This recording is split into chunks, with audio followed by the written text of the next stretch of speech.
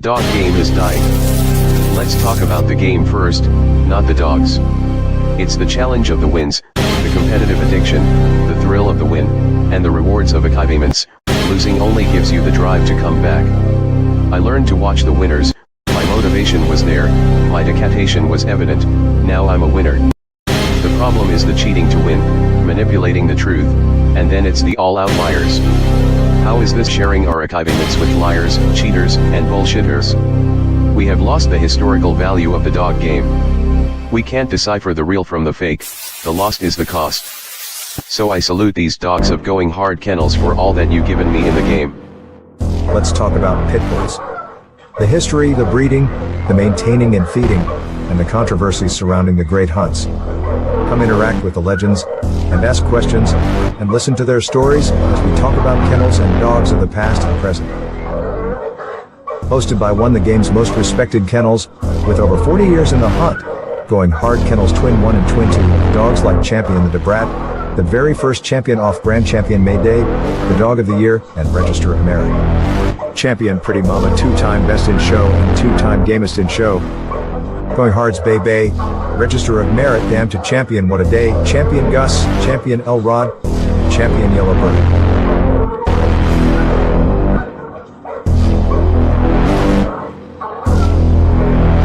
So pull up a seat, and let's talk dogs.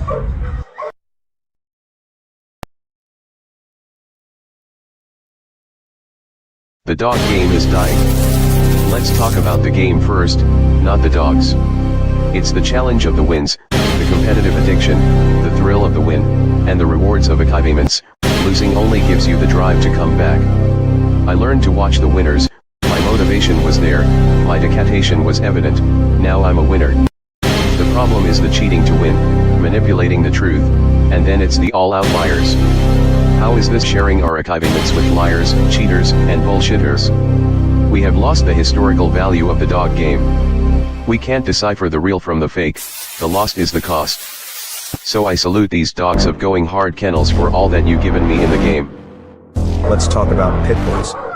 The history, the breeding, the maintaining and feeding, and the controversies surrounding the great hunts. Come interact with the legends, and ask questions, and listen to their stories as we talk about kennels and dogs of the past and present. Hosted by one of the game's most respected kennels, with over 40 years in the hunt, Going Hard Kennels Twin 1 and Twin 2, dogs like Champion the Debrat, the very first champion off-brand champion May Day, the Dog of the Year, and Register of Merit. Champion Pretty Mama, two-time Best in Show and two-time Gamest in Show. Going Hard's Bay Bay, Register of Merit, Damn to Champion What a Day, Champion Gus, Champion Elrod, Champion Yellowbird.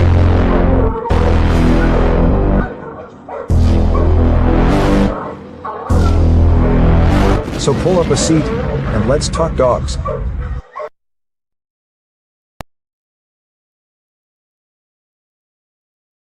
The dog game is dying. Let's talk about the game first, not the dogs. It's the challenge of the wins, the competitive addiction, the thrill of the win, and the rewards of achievements. Losing only gives you the drive to come back. I learned to watch the winners, my motivation was there, my dedication was evident, now I'm a winner. The problem is the cheating to win, manipulating the truth, and then it's the all-out liars. How is this sharing our achievements with liars, cheaters, and bullshitters? We have lost the historical value of the dog game. We can't decipher the real from the fake, the lost is the cost. So I salute these dogs of Going Hard Kennels for all that you've given me in the game. Let's talk about pit bulls. The history, the breeding, the maintaining and feeding, and the controversies surrounding the great hunts. Come interact with the legends, and ask questions, and listen to their stories as we talk about kennels and dogs of the past and present. Hosted by one of the game's most respected kennels, with over 40 years in the hunt, Going Hard Kennels Twin 1 and Twin 2, dogs like Champion the Debrat, the very first champion off-brand champion May Day, the Dog of the Year, and Register of Merit. Champion Pretty Mama, two-time Best in Show and two-time Gamest in Show. Going Hard's Bay Bay, Register of Merit, Damn to Champion What a Day, Champion Gus, Champion Elrod, Champion Yellowbird.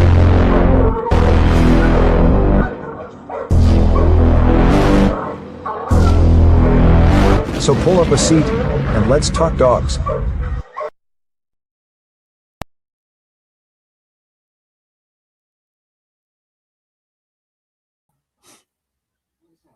Yeah.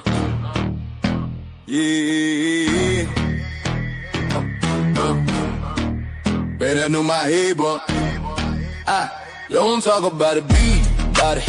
That's the code we live in the game with them people. See the proof and how to give from the pit to the trophies. Every chain, every game. Don't talk about it, be about it, be about it. Don't talk about it, be about it.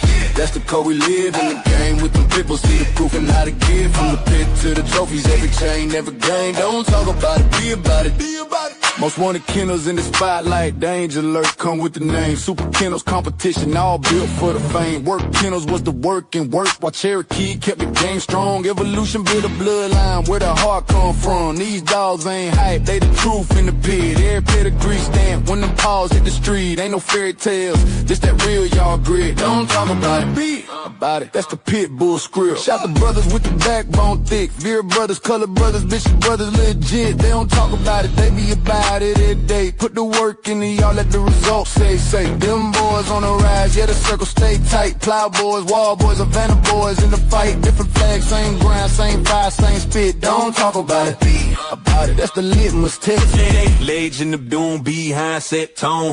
Locked tight, locked in, carved in stone. Church boys hold it with the pit bull gauge. True colors on man, Sean B in the maze. Arsenal game bill, but your knife stay sharp. Only in America, walk them down, ram in the dark. DSK and Mad Ohio dog, pound by hard when they hit. Praise to the men who rock this shit. Don't talk about it, be about it. Yeah, they live it. Fat boy the legend, Lil Buster real strong. Southern bulldog, keep the bloodline long. Latin force pressure, sniper don't miss. Shaded day, shaded with a killer instinct. Twist, super night power, unit whole rank. Boot camp, click hitting like a Sherman tank. Lil' fine with the vision. Tennessee dog pound, got their eyes on the pit. All legendary, really the shit. Don't talk about it, be about it. Yeah, they built it brick by brick. Talk about it. Yeah, they built it brick by brick. Talk about it. Yeah, they built it brick by brick. Talk about it. Don't talk about it, be about it. Don't talk about it. That's the yard law, from the pups to the legends. Everybody stand tall. Every name on this track got a story that's lit. Don't talk about it, be about it. Every name on this track got a story that's lit. Don't talk about it, be about it. Call this some legendary pit bullshit. Pit bullshit. Pit bullshit. Pit bullshit. Pit bullshit. Pit bullshit. Pit bullshit. Pit bullshit. Pit bullshit.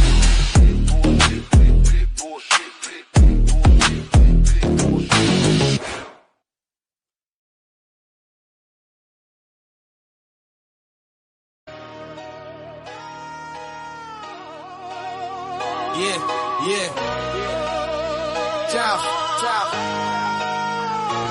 Going hard kennels, yeah, we run this yard. Twin bosses, Mo and Mike, every day they go hard. Line stack heavy like a deck full of cars. From yellow Mayday 8s, they bred real stars. Welcome to the yard where the legends get raised, where the chain spots shine and the bloodlines praise. Grand champ King Kunta with that royal type stride. Red ruby in the pen, red hot worldwide. The brat in the cut, keep the hustle on track. Pretty mama got the look and the structure intact. L-Ride bring the heat, yellow bird bring the flame. Gus and 38 special certified in the game. What day in the ring, crowd love in the scene. Dogs moving like ghosts in the champion's dream. From yellow to buck, their foundation is tough. Yellow buck in the veins, yeah, the roots run rough. Mayday in the pedigree, ace in the spine. That old school fire still alive in the line. Twin brothers in command, pushing forward with pride. Going hard on the banner, let the whole world ride. Hard work in the yard, every sunrise earned. Legacy in the dirt, with every chain spot turned. No shortcuts taken, no champions bought. Just blood, sweat, time, and the lessons they taught. Going hard kennels, yeah, we run this yard. Twin bosses, Mo and Mike, every day they go hard. Line stack heavy like a deck full of cards. Yellow Mayday ace turning pups into stars. Sheriff Pal bought us in the gang, stamp legit. Find them in tornadoes, pedigree, Hall of Fame, double grand champion. James Pogay, the formula showed how to build and sustain. Blueprints in the blood, yeah, the knowledge remain. T.O. our partner, Ohio Cash showed how to win. Turn losses into lessons, now it's trophies we spin. Mama, Triple M, deep south in the mix. Arsenal, Kennel, Stone City, solid foundations, no tricks. Hardcore, BLB up in the spec, it's 6. Yes.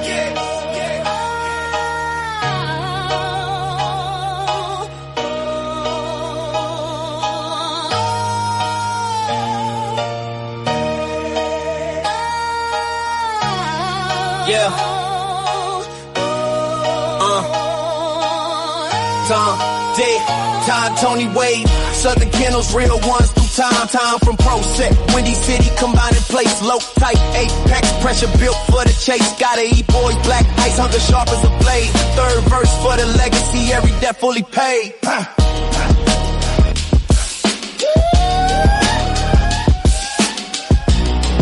Yeah, I said third verse for the legacy, every debt fully paid.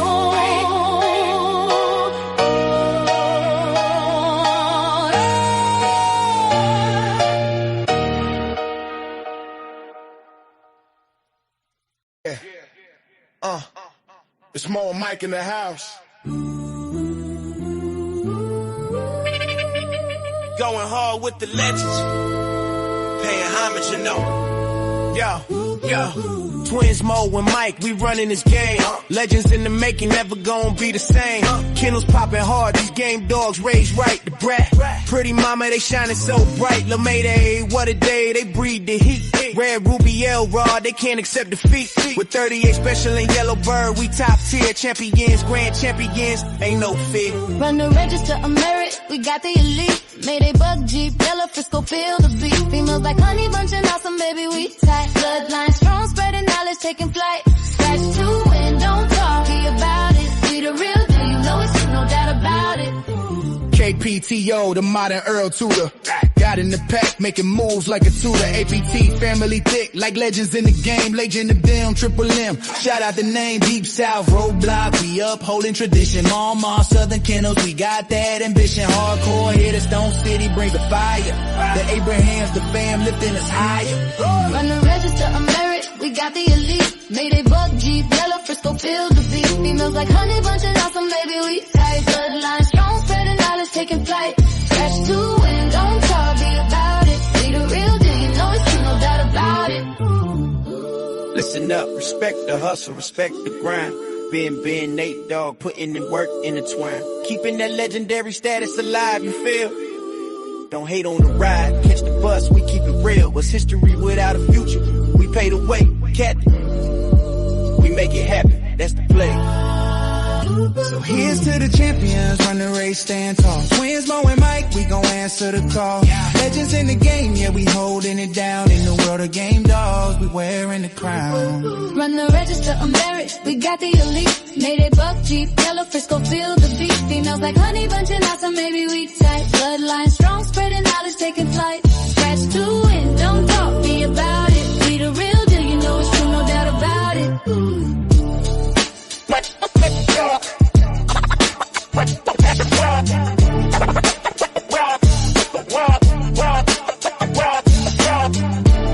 Shout out to Ohio Cash, the man with the plan, Rastaman Boom, Schoolboy, aka the.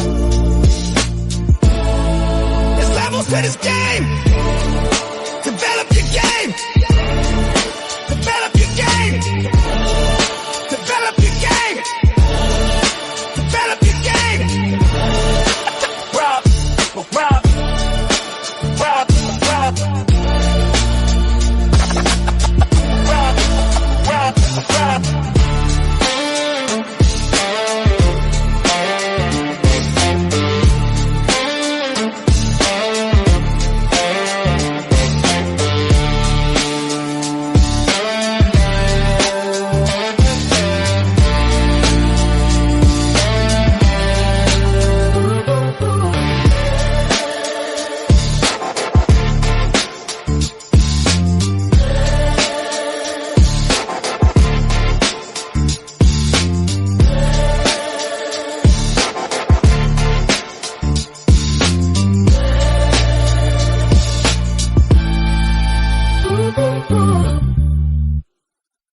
Yeah. Shit. Y'all know what time it is. Y'all know what time it is. It's Talk Shit Tuesday. Yeah. See, I done got myself pumped up for the night. This is not a sad moment. This is a celebration we're going to have tonight. You know what I'm saying? Big shout out to all my people out there in the back street. Big shout out to all my boys out there in the Shark Tank. Don't forget to hit that like button. don't forget to hit that subscribe button if you haven't already done so. We're going to check out what's going on over here in the motherfucking Shark Tank. Okay, hold on. Let me get it way up. Okay.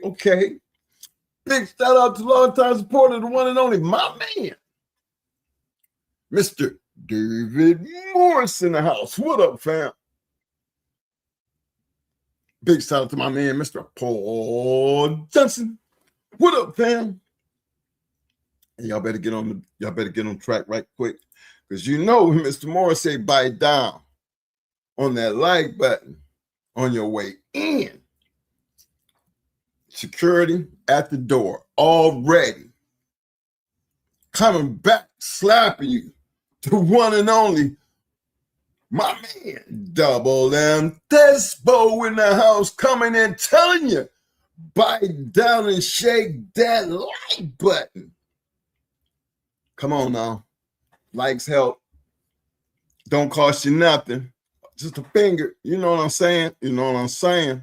Big shout out to my main man, Mr. Carlos Lee in the house. What up, fam? Coming in, showing them roses before this thing even gets started.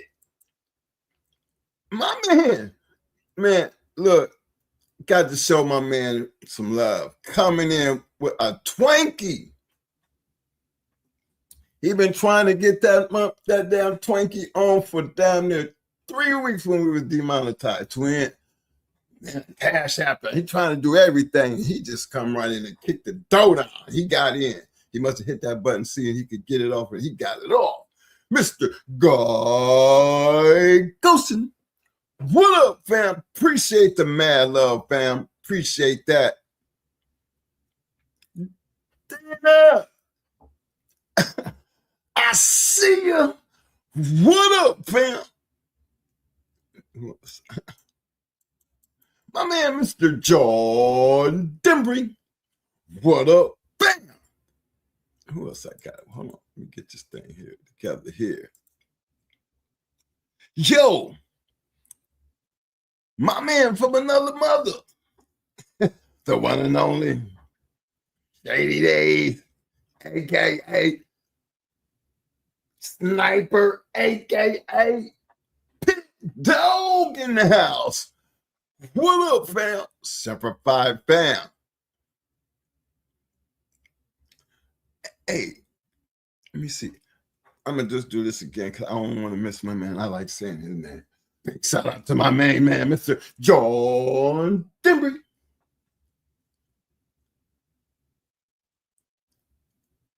PTC Big J. What up, fam?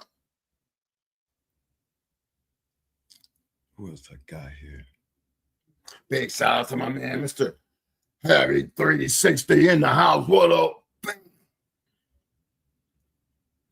Big shout out to the legendary Mr. Will Turner. What up, fam? Yo, I see you. My man, Mr. Anthony Davis in the house.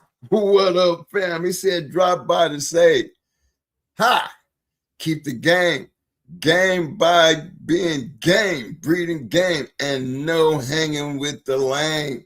Still scratching. My man, Mr. Anthony Davis. What up, man? Long-time supporter.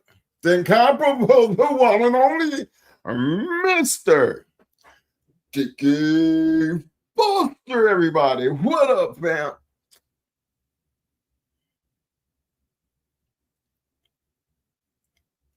What else I got on here? See, Pit Dog. Just catching up, y'all. Big shout out to the Hard Way Kennels in the house. What up?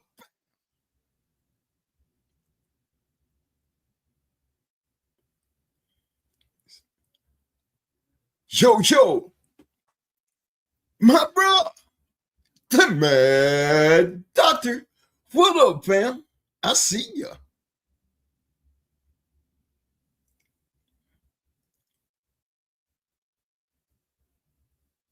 Let me see here. Showtime. Kennels. What up, fam? Appreciate that showtime.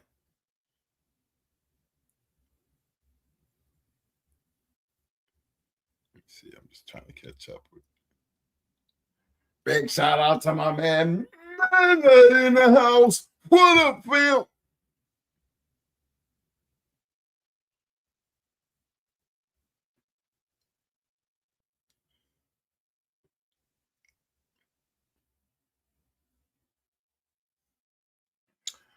Big shout out to Mass Man in the house. Welcome to the Shark Tank, fam. I see ya.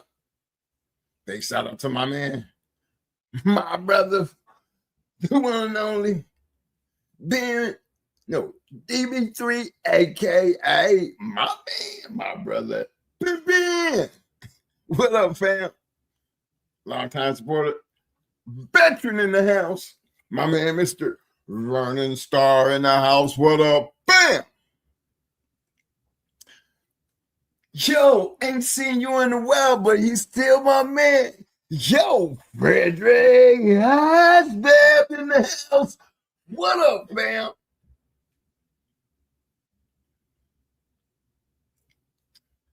Get down this list, fella. I'm just trying to get down this list. I don't want to leave nobody out. Okay, I'm all caught up now. I think I'm all caught up. Appreciate everybody for showing up. Really do appreciate everybody for showing up on a Tuesday night. I got myself pumped up for this one because, you know, I told y'all Friday, we was talking about, you know, my man passing, got to eat, you know, and it's just kind of made you start thinking, you know, how you guys, listen, fellas, this Bulldog game might not be as serious to some of y'all like it is to others.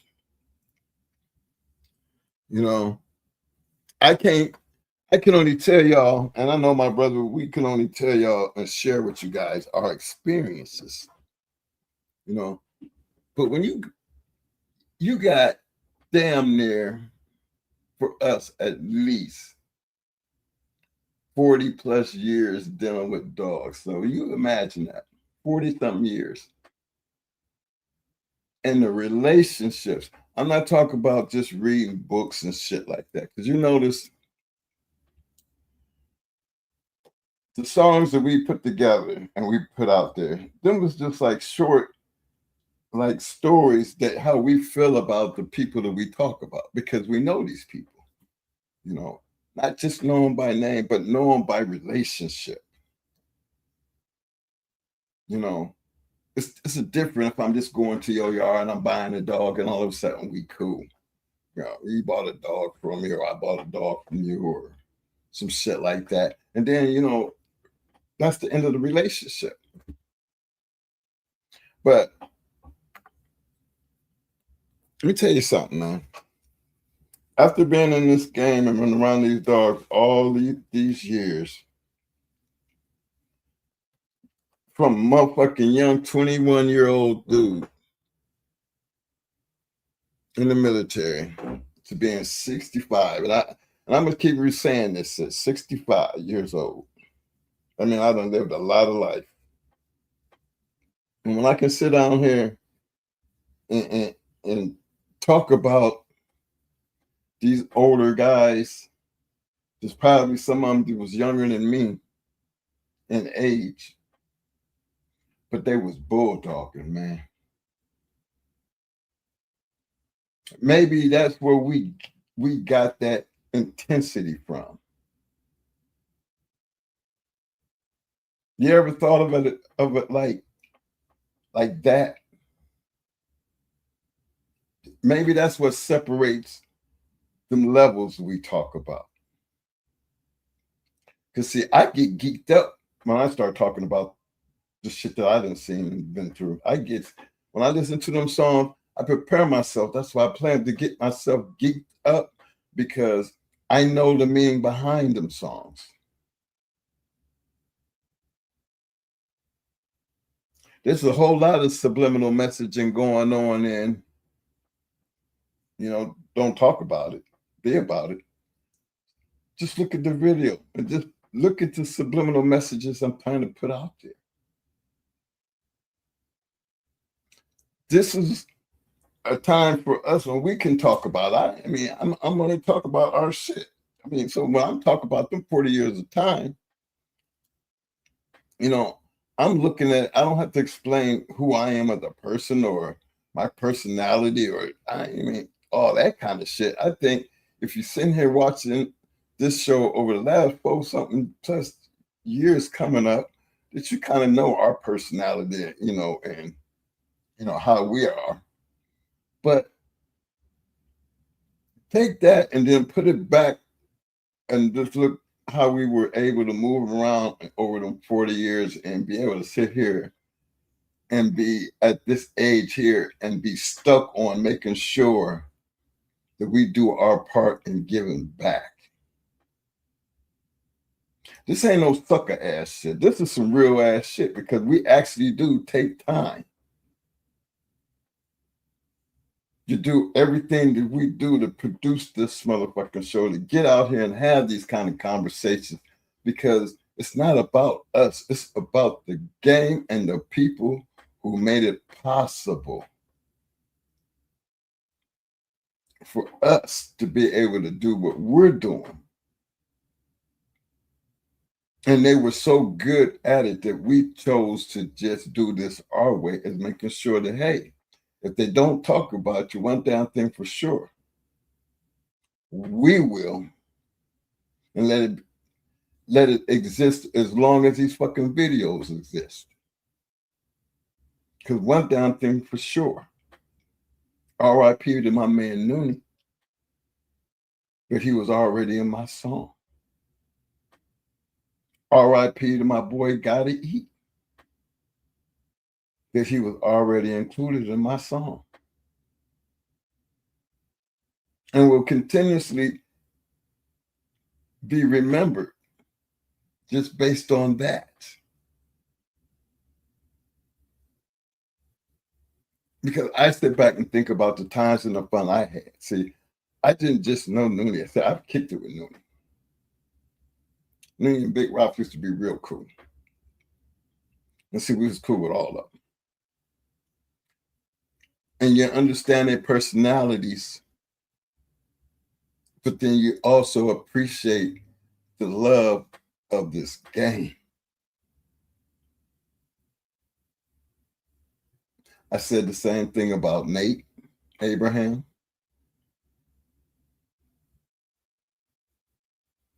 I say the same thing about Tony Rogers. I feel the same thing about Mr. T.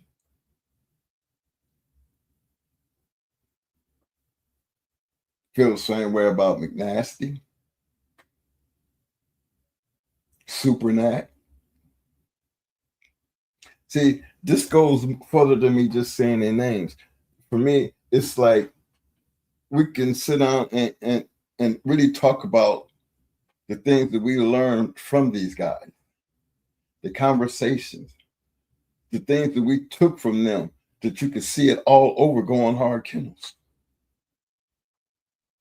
You can see a bit of all these people in our kennel and the things that we done.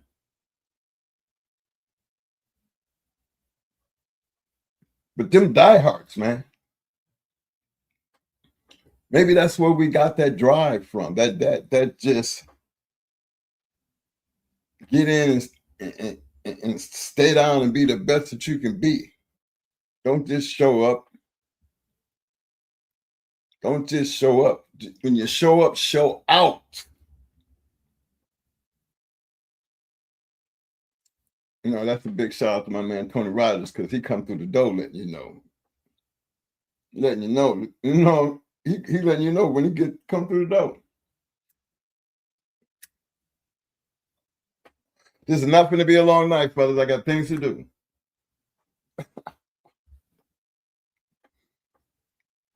You know? And then the smoothness of the game itself, because if it don't be for the game, and I speak highly of the game because in North Carolina, we were introduced to the dogs, not the game, the dogs. And because of the dogs, you know, shout out to Cheryl Powell, because he turned us on to some of the best people that you could be turned on to when you start talking about the dogs. Didn't know a damn thing about the game, not even the dog, but he did it the right way, because the first thing he turned us on to wasn't the game, but it was the dogs. But look at the names. Shit, Cheryl Powell, I mean, he's gonna live. He died, but his name will live forever because we still talk about Tornado. And just to know the shit, the dog that made him who he is in them papers, we was right there when it was being done.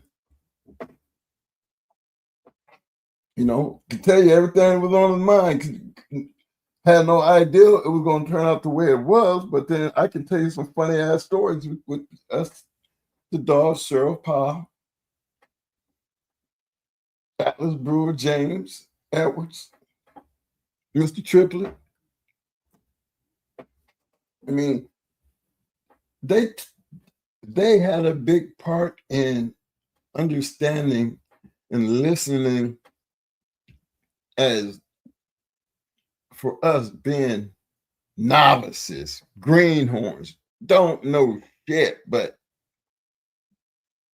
they reassuring us, you got some damn good dogs here, boys. That's a good that's a good way to get started. Didn't understand what we was getting ready to do or get started. Shit, like Mo said, when he seen that motherfucker big head dog with that collar on, and he back there in this little cuddy hole, little box and everything, looked all little. Mo thought he would look too skinny, like something was wrong with the damn dog. Had no idea the motherfucker was going to go down. I mean, shit like that. You just look how early that was for us to even be thinking like that. But then as you get older and you start realizing that because of them little things that they did back then had a major impact on everything we did moving forward.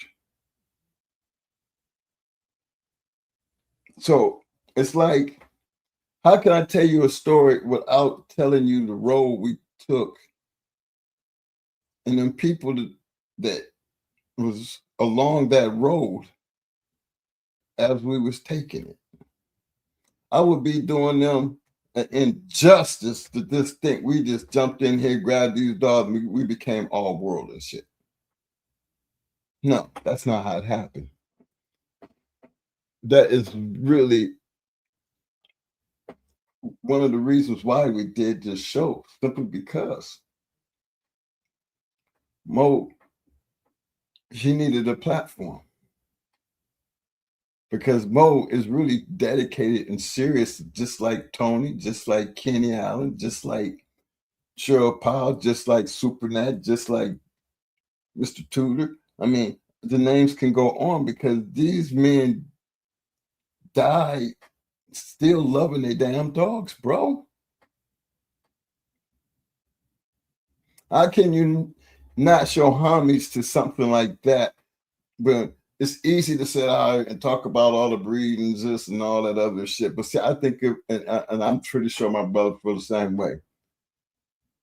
It would have been a total injustice if we hadn't been able to do just what little bit we did do to them. A total fucking injustice. You're around all them kind of people, learning all that type of shit, getting your hands on all these type of motherfucking dogs, and you can't do what they doing. You can't play like they playing. That's a total injustice because evidently you ain't following their game plan. You ain't listening to the shit they told you. You on some other shit. That's maybe why you ain't never done shit. Maybe that's why you ain't never got shit. Simply because you round the right people, but see, a hard head always made a soft ass. You know what I'm saying? I didn't need to figure that out at the age of 21, considering the kind of upbringing I had. And see, I never really got away from being that guy, you know what I'm saying? Suck up all the knowledge that somebody's willing to give you, because not everybody will give you that opportunity. You got to have something for them to even want to. And I'm telling you, when it comes down to this community right here, that road was full of some goddamn great people. And as I'm getting older, I'm watching them all just, you know, be a sign on that road. But as long as you want to travel down that road, I want their names to be them names that you're going to remember. Because that's the path. That's the road we took.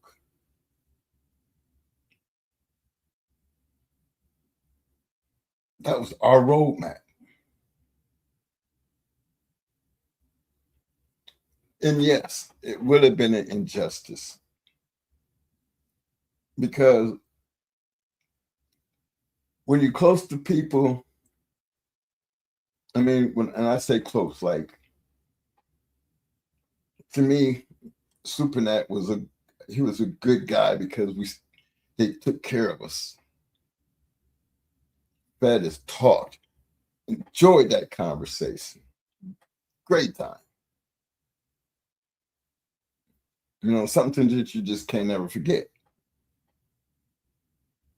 Just having an opportunity. James Edwards. Mo always talk about his hairdo. You know what I'm saying? And for us, you know, we're from the North, fellas. You know, you from the North and you in Carolina.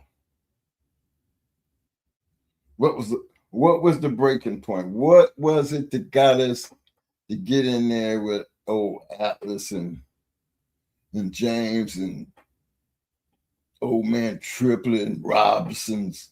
What was it that got these young Black Northerners out here rubbing elbows with these guys? I always said it was a big Black sheriff. You know what I mean? From Pittsburgh, who loved American Pit Bull Terrier. And he loved them so much that he couldn't help but go to the source. What made him stop and pick Mo up off the street and say, hey, you know what I'm saying? Mo tell you what it was. It was this little Black dude walking down the street with all these damn pinchers and shit. Because it was amazing to see people, you know, that people reacted like that. That's not, I don't think, you know, Mo ain't never tried to show off. Them motherfucking dogs wasn't there to be showed up. They was actually there because he knew he could do it, and they knew what he wanted them to do. And at any point in time, them same dogs that look good walking down the street all together would eat your ass up. They didn't just look good. Damn, they're looking good. We more concerned about what they're gonna do. Maybe that's one of the reasons Sheriff Pod, you know, stopped, because one damn thing for sure, it didn't take him but 2 seconds to realize they just don't look good. Them dogs will hurt you. Boy, you got them damn dogs trained up, don't you? Then look a little closer. Is they wearing? No, tell me you ain't got 3 of them over there wearing pistols. Yep, Mo had pistols on the dog's collars. Paulo, Kojak, and I think it was Achilles.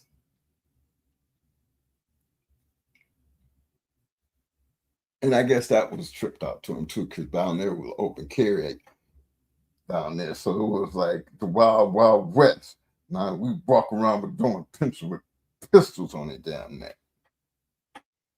But then we were young and we was wild. So I guess that was enough to make a lot of people nervous. And guess what, fellas? Ain't no different than what we was going down there than what we go through right now dealing with these podcasts.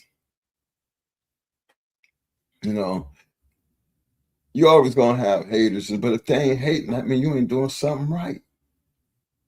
But one thing I learned about doing, back in the day when we used to do that shit before the pit bulls got into the scene, but those dogs and us, we had a name.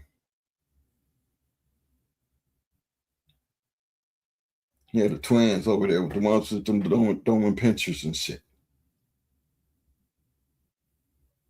And I mean, we hung at the park. We hung out at the gym. See, I think I could walk from one end of Kinston to the other end within an hour. And they say an hour seemed long, but I'm talking about, walk the whole goddamn city in an hour. But the dogs was very popular. And even during them times, you had people who thought they could try them dogs. You would think, but like everything in life, you're going to have that assholes or a group of assholes that just feel like, oh, they just look good. They ain't shit. Let me tell you how we used to handle that shit. We used to put money on the ground. And tell them, if you can take that motherfucking money, you can have it. Put $100 there. $200 there. If you can get it, you can have it. But I'm gonna sit it right here in front of this dog. You think you bad enough, you can whoop that dog's ass, go ahead and get it. Now, some people might think, oh, I just thought y'all. No, it was a lesson in that type of shit. Just because you think you're all that, you think you can do all that, but then shut the fuck up and go get the $100. Because I'm already told you this dog ain't nothing to be fucking with now. Who's the bad motherfucker out here? Because I really ain't. I'm just telling you, you ain't bad as you thought you was. And if you really think you're that bad, then you go ahead and get it. Because I know what's fitting to happen to you. Now, it's like telling the story. I'm telling you what I'm fixing to do. And if you choose to go ahead and get your ass down there, I'm telling you, this dog is going to eat your ass up. That's how we handle bad guys.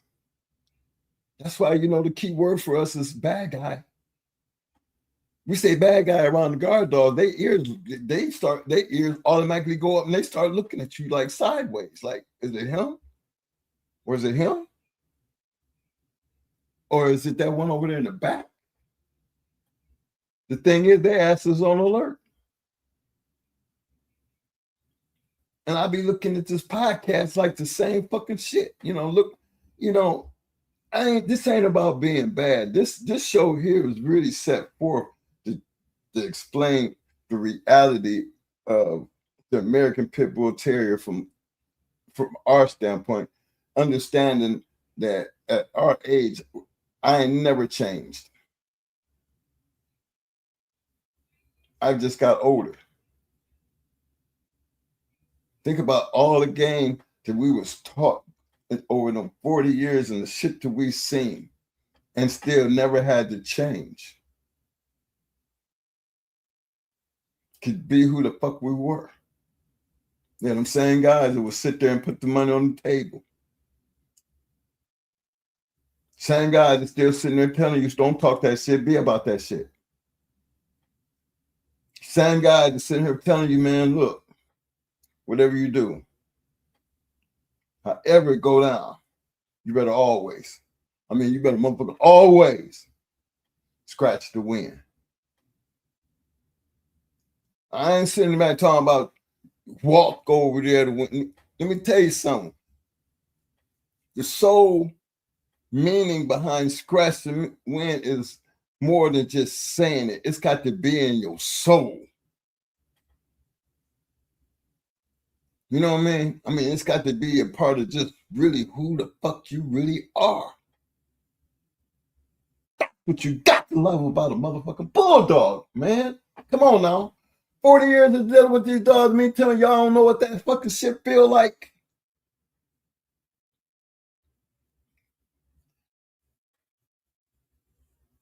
You know, I'm tired of hearing the dumb shit about scratch the wind. Because if you had any of that shit in you, you wouldn't even be talking about that shit. You would know, understand clearly. I ain't here just for the money. I'm here to show you I will bust your ass. Period. Ain't no two curs walking up out of here. Not when we in this house.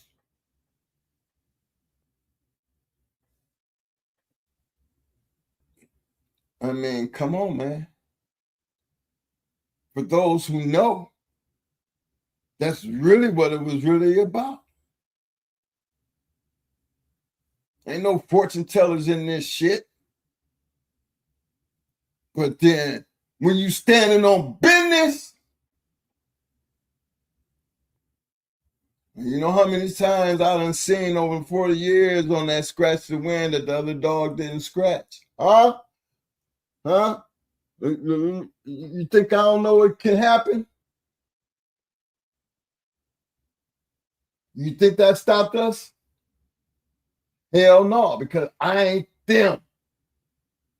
We ain't them. We scratching. Money on the table. Ain't no two curs walking up out of here. We betting on it. Y'all got to feel that. That ain't talk. That's a person there to take care of their damn business and stand on it. Ain't about giving you a chance. Your chance ended when your ass dog stood there. No, this is for us. We coming to get that bag. Oh, nah, I'm going to just grab and run. No.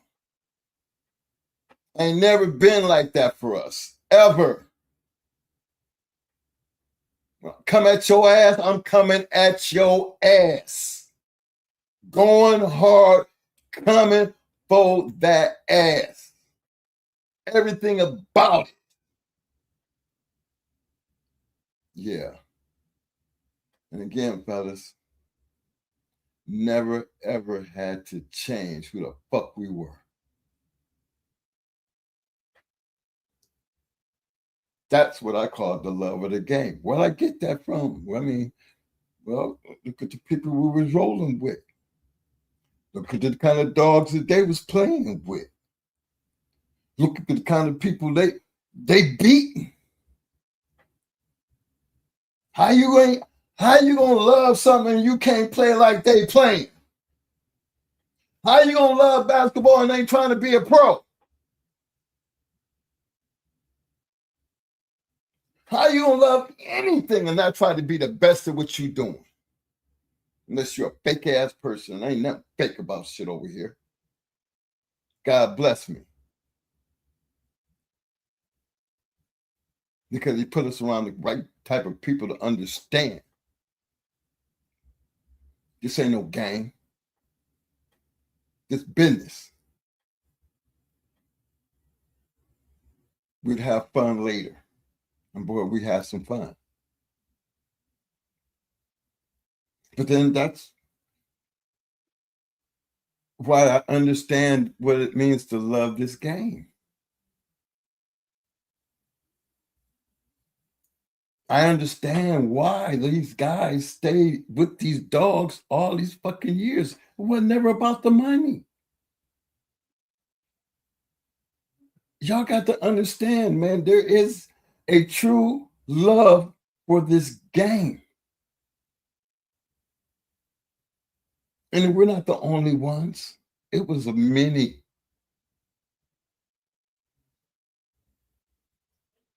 Passed away.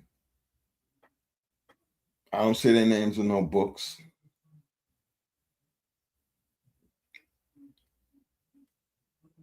You know what I'm saying? There's a whole lot of people out here probably know Noonie, but he ain't in no book. He should be. I mean, if man, he gonna be. When we ever decide to sit down and write a book, the only thing I fear about writing a book is I don't know how to end it. I ain't trying to write my story with an ending. I'm hoping somebody else could do it.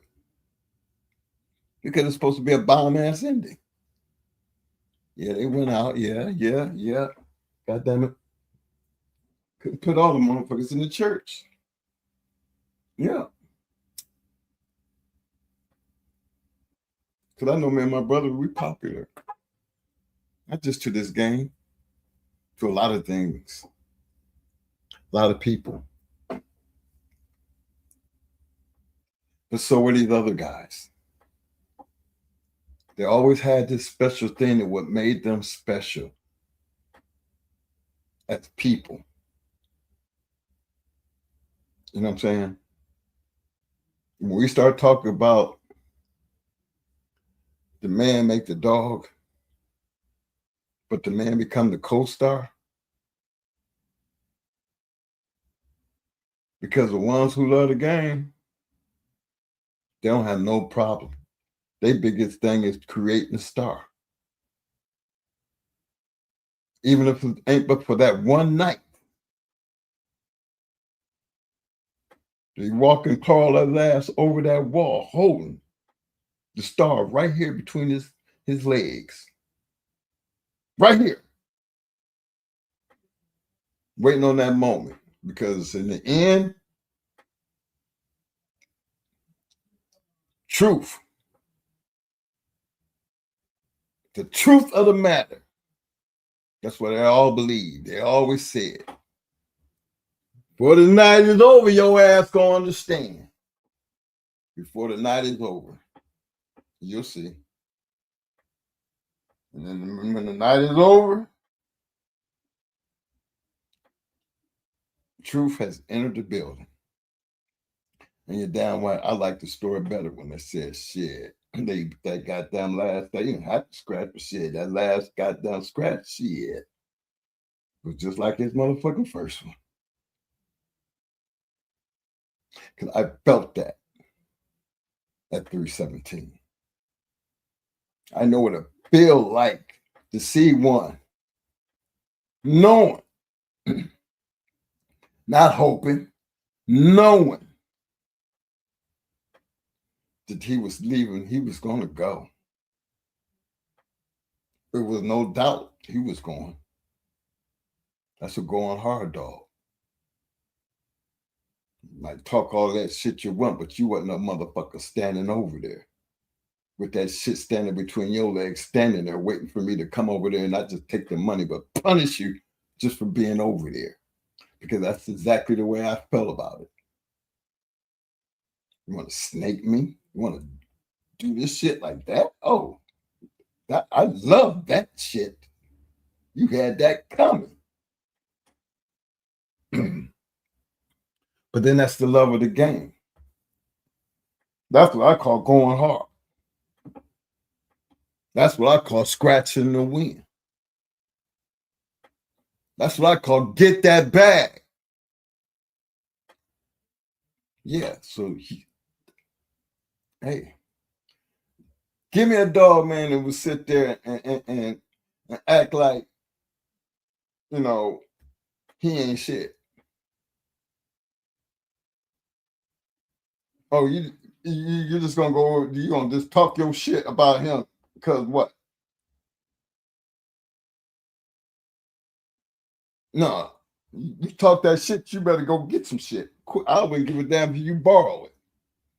Because whatever you get, it's gonna be representing your ass.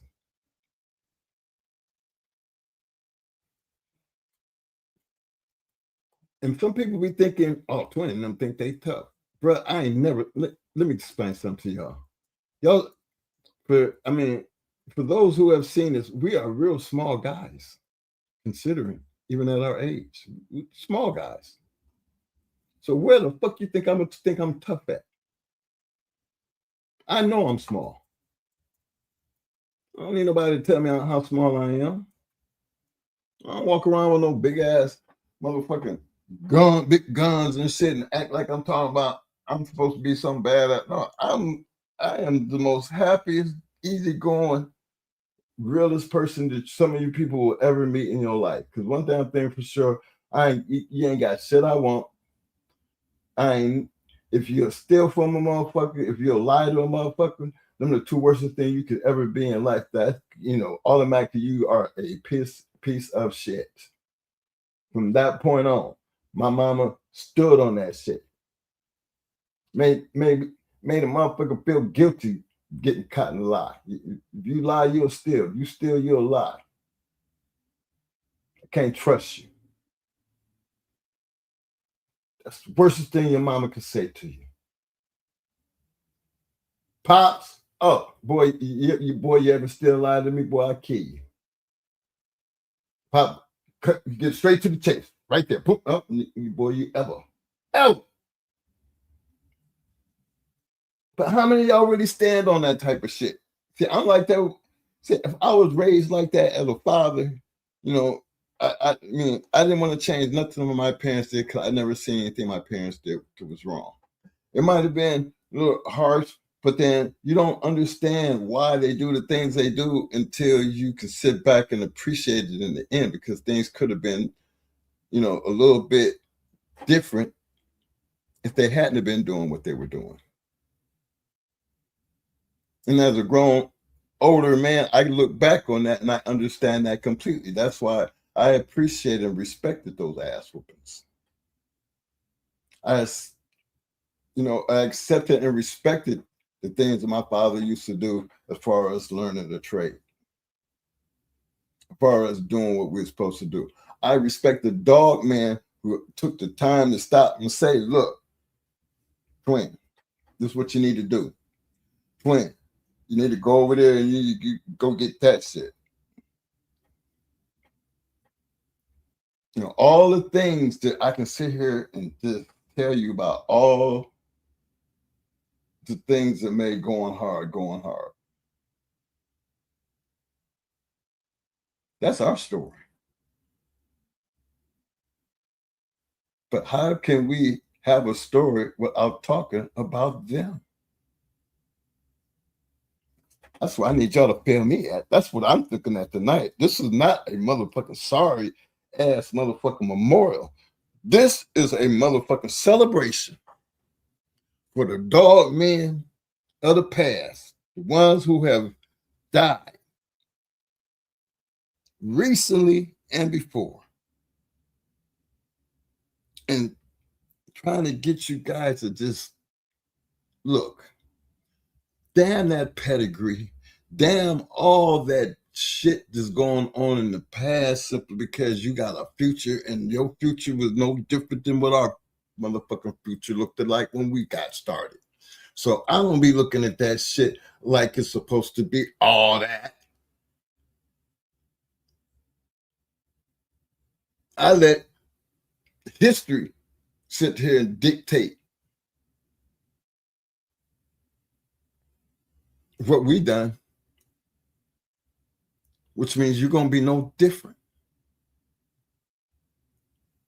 Because you got a whole lot of future ahead of your ass. I mean, a whole lot of damn, future ahead. You'll never know where that shit gonna take you. You don't have no idea of what you got in store. But if you love these dogs the way these people love their dogs, and you did the things that these people was, sharing with you, and you trying to be the best that you can be, not just I got dogs, but shit, everybody can have a dog. But what kind of dog you trying to have? I mean, what you trying to do? Well, back in our time, we ain't making it no secret of what we was trying to do. You know what I mean? Because that's what we did. We got out there and we did it.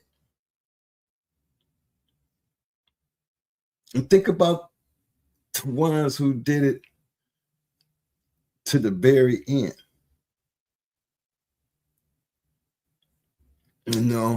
sometimes I be wondering if Mo really be like, you know, the Tony Rogers thing, you know, knowing Tony the way we knew him, you know, and for that to happen, and oh, Kenny, you be thinking, hey, man,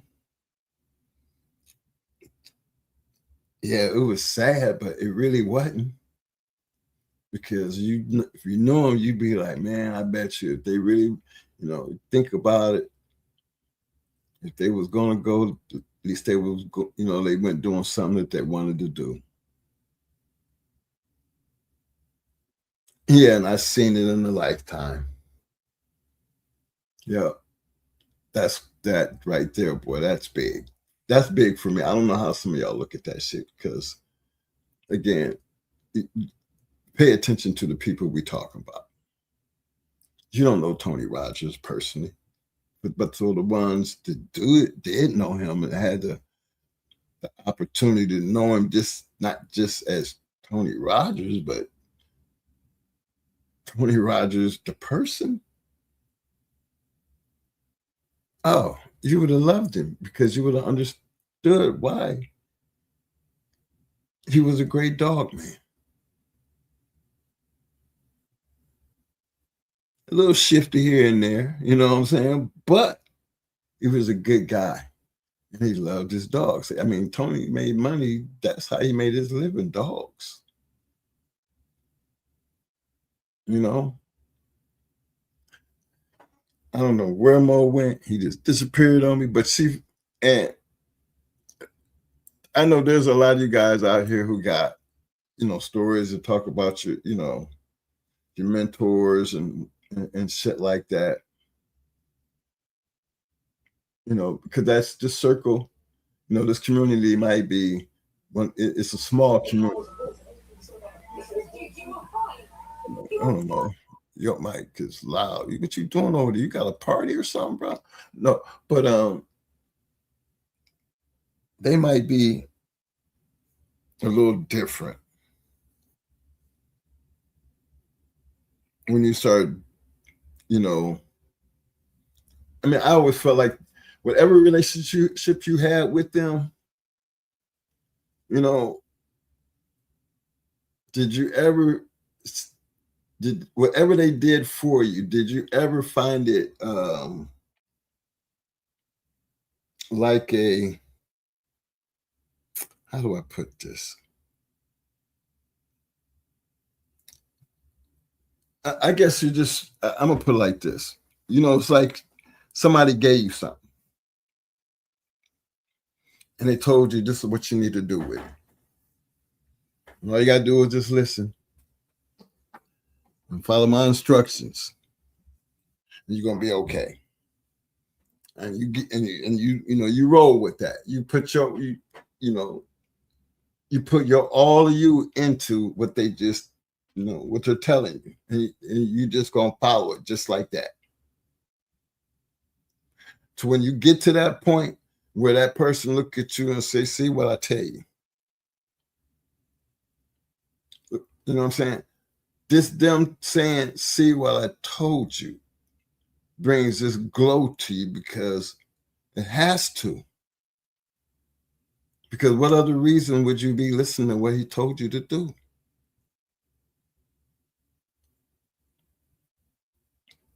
You know, think about that, fellas. We all human beings. We all grown too. So this is not like it's some kind of motherfucker. You got to work too hard, you know, real hard to try to figure out what that kind of shit feels like. No, that's a natural human reaction. That shit is just like that dealing with these dogs, especially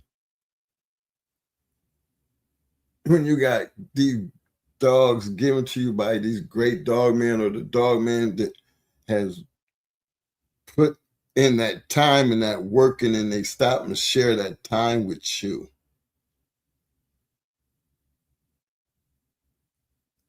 You know, I ain't known too many people who just, you know, took opportunities like that and disrespected it.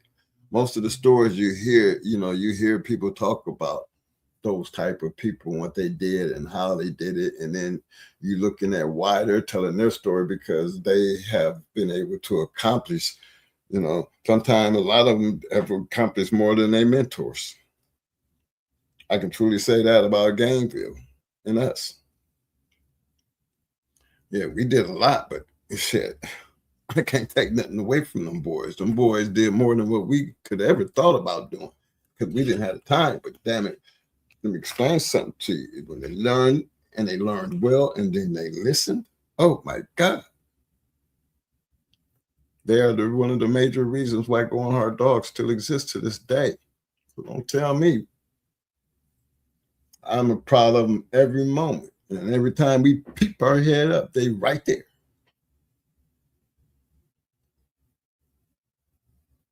Those are the moments, fellas, that when you lose that part of the game, you know, because the people, the men of the game is really what makes the game. When you lose that part, you know what I mean, you lose a big part of your history, because that person meant that much to you in your success.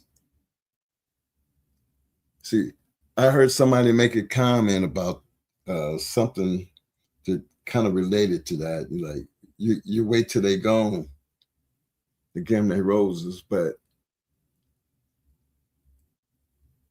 all the opportunity in the world to give them to them before that, never did.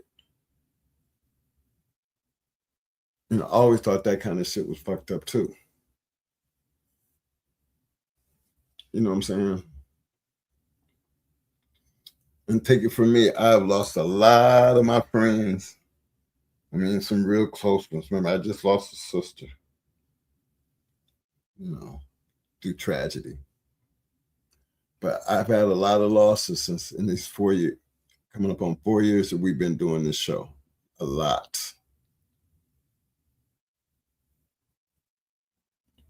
But I guess that comes with age, right? But when it comes to these bulldogs and them losses, it hit a little bit different.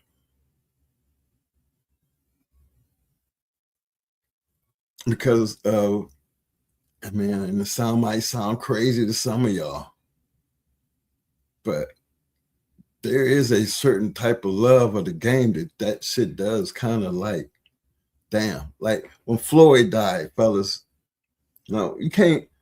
And the reason I use Floyd, because Floyd lived a lot of years, man, and he was proactive. He went to the motherfuckers taking his yard and all kinds of crazy shit. But y'all, you mean to tell me? I mean, that didn't hurt just a little bit, you know, because it did for me. And I never met him personally, but he was always a part of the Bulldog game for us, because he was always having everything. How could you miss Floyd Boudreaux if you're running around in the Journal? How you gonna miss Floyd Boudreaux if you're dealing with Eli dogs? Remember, we coming out of Carolina, so it's not like we just, he's gonna just disappear. No, you have respect for the body of work, fellas. Years of it. How you gonna not respect that? And if you love the game like some of us do, I know you had to feel a little bit of something.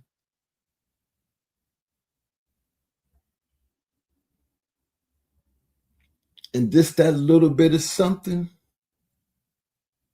that means you have a passion for the game, a passion. But when you have a love for the game, it hit just a little bit harder. But you handle it just a little bit different, because the joy that comes out of the fact that he was a bulldogger. He bulldogged to the very end. You know, in the hood, we used to pour the drink, pour some the liquor or whatever you're finna drink before you hit the swig. You dump it on the ground, hit some for your boy and shit. You know what I'm saying? Everybody got their different ways of doing it, but then that's what you call. For me, I feel like that's that love. We're gonna slam this bottle, but we're gonna prayers up to my boy. That's what I wanted to talk about tonight. I wanted to enjoy Mo taking you down this memory lane of why these people mean so much and has such an impact, because what you think you're fixing to see? Some bullshit? I mean,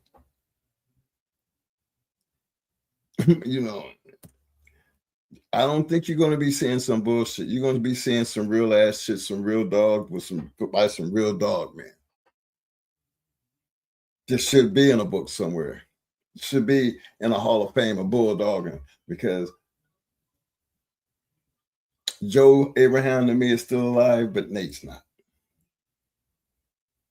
But me and my brother, we modeled ourselves behind them two brothers.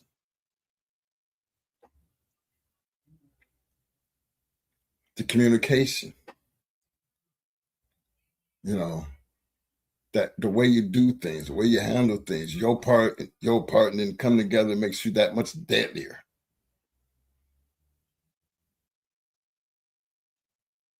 Move separate, but always be as one. I mean, they had some shit, boy. That brotherly love from some good people, bruh. Can't help but talk about it. And that's the thing I want y'all to take with you, is for this one moment, and big prayers up to my man 7. Gotta eat. I don't never think about the bad moments. Actually, that's why I wanted to talk about the great shit that these guys had. So some of y'all might not have known them. Some of y'all might have known them. But you'll know they dogs. And that's what matters in this thing called the game American Pit Bull Terrier community. All that other bullshit, y'all. I think the closer you are to it, and if you had somebody else's shit and you ain't do what they did, or you ain't do what they was capable of doing, I can't blame the dog. I just look, if you keep at it, you'll get better. One of them type of conversations. I ain't here to put nobody down. I'm just saying, all of us, anybody who had anything as far as anything to talk about in these dogs is going to have the same story, that they got the shit from somebody's. You can't help but respect that. And tonight, that's what we're fixing to do. We're fixing to respect the game to the people who have died, but then really understand why they love the game the way they love the game, because you can see it in their body of work. And that's all that matters. Hey, Mo. Yo, bro. I just know. What up, man? It's on you, bro. It's on you. Because I know, I'm hoping you're in your feelings now, because I know I was in my feelings, because I want you to rip their asses up. I want you to start with how to eat shit. Yeah. Because I want to know who the fuck I got to eat. I want to know who the fuck 7 was.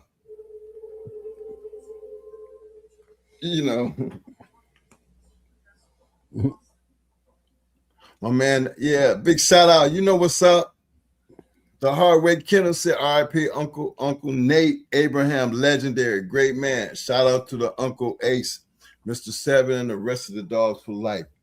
Damn, the Hardway Kennels. Me and your uncle, we talk about them because, bro, they the real good people, man. Real good people. Taught me and Mo. That's probably why we a motherfucker, for real, for real. Your uncles, they, So when you know I say we a motherfucker, you best believe we a motherfucker, cuz. Cause they're a motherfucker and they taught us some shit, man, that we are deadly when they come to fuck around with these pit bulls. Let them have it, Mo. Oh. Yeah, I'm here. Well, I know you there. It's on you now. I'm out. You said your word and then ran off. Yes, sir.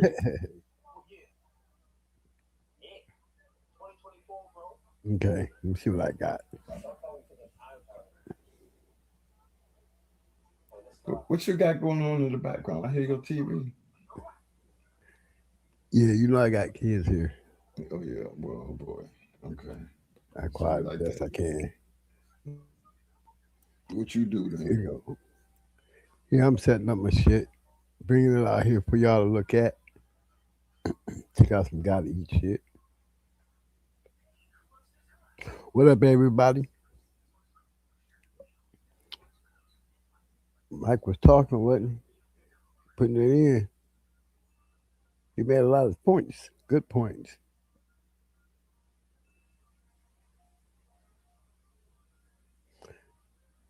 And he definitely right about a lot of that shit too. Mostly, damn near everything, because observation, boy, goes 100 miles away. When you walking, they walk right with you.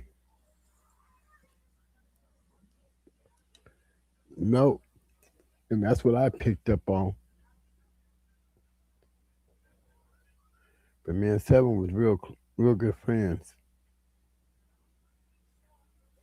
Let me see if I can get them. This one I had the litter mate too. We used to sit down and talk about this breeding right here. And it came to be.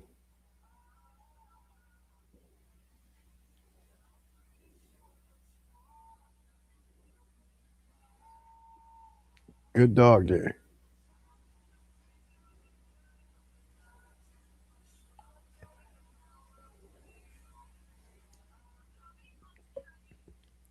I seen him win two, and I saw him lose one. He was definitely a good dog, though.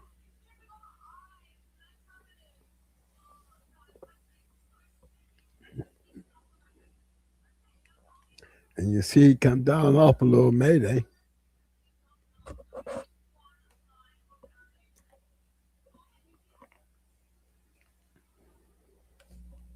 But the one thing,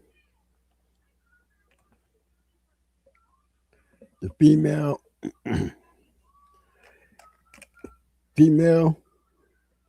she was a good female, but she probably would have made a better brood bitch, you know? Because she threw some good dogs.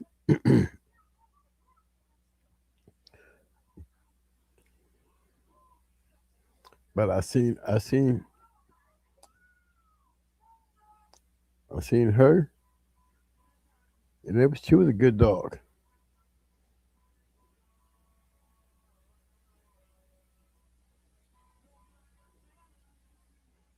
Blood Raw, another one-time loser.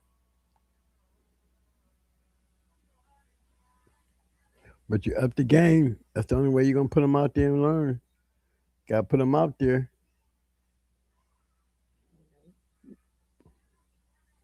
They go champion banks. And see, this is a kennel. As y'all can see, they definitely matching their shit. They're definitely matching their shit and they breeding their shit.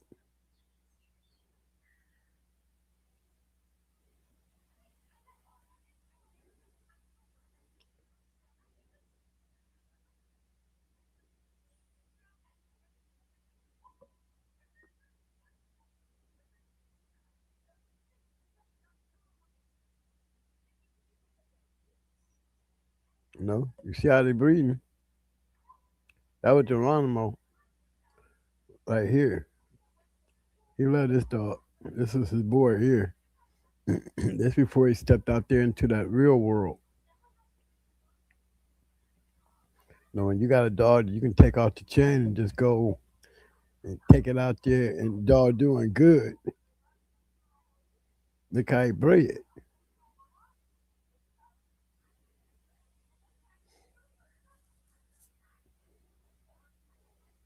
Nice bred dog, ain't he?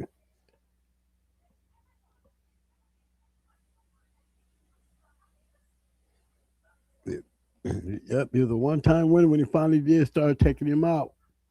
He was a damn near 5-time winner off the chain. And that's because he was putting them on anything to move. You had the money. You want to try to beat up his shit? Come on.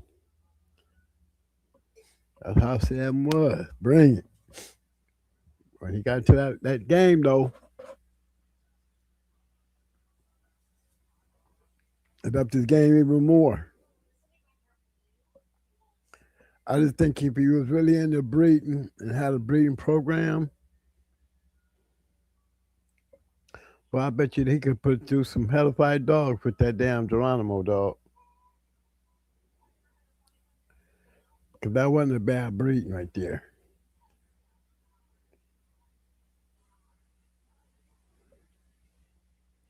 But Geronimo,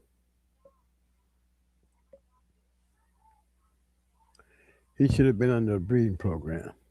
See what I'm saying?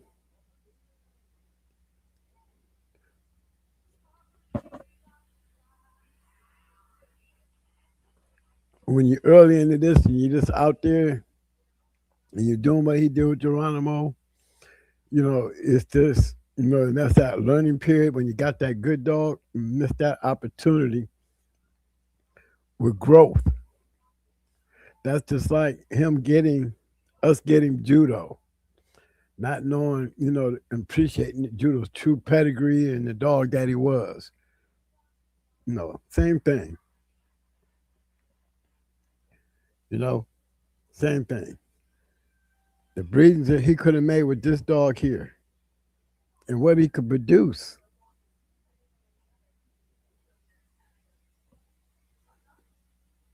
But that's that early stage. This is an early stage. Yeah, he gravitated up now.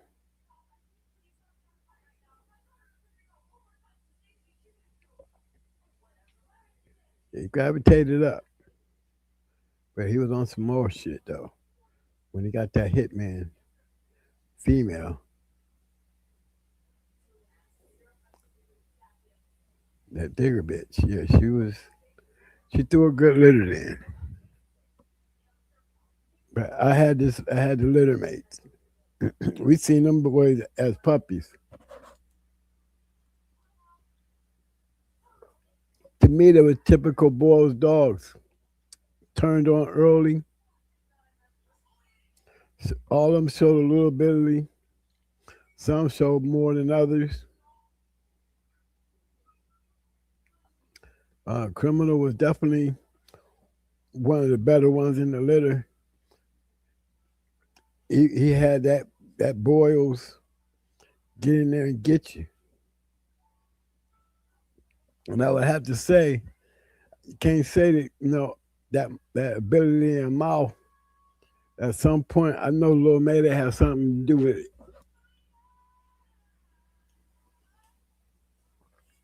Because those dogs were dominant and they would show up in the pedigree. Just anything off of Mayday, you have Mayday in them, you're gonna see it in that dog somewhere. Mayday had a real strong dominant genetic gene that he could pass down generations. They do that even today. You can tell a Mayday dog when you see one, especially a true bred Mayday dog. And Criminal was that dog.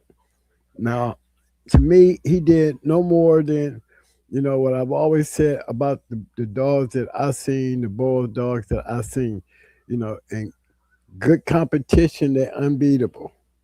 And great competition, where everything is matched on the max. They had that ability to, if you don't get them in 30 minutes, if they don't get you in 30 minutes, they start acting funny by 40. and did not let some criminal lose. That's exactly what he did. He was on a good dog. I would have to say, compared to the other dogs, he was on a great dog.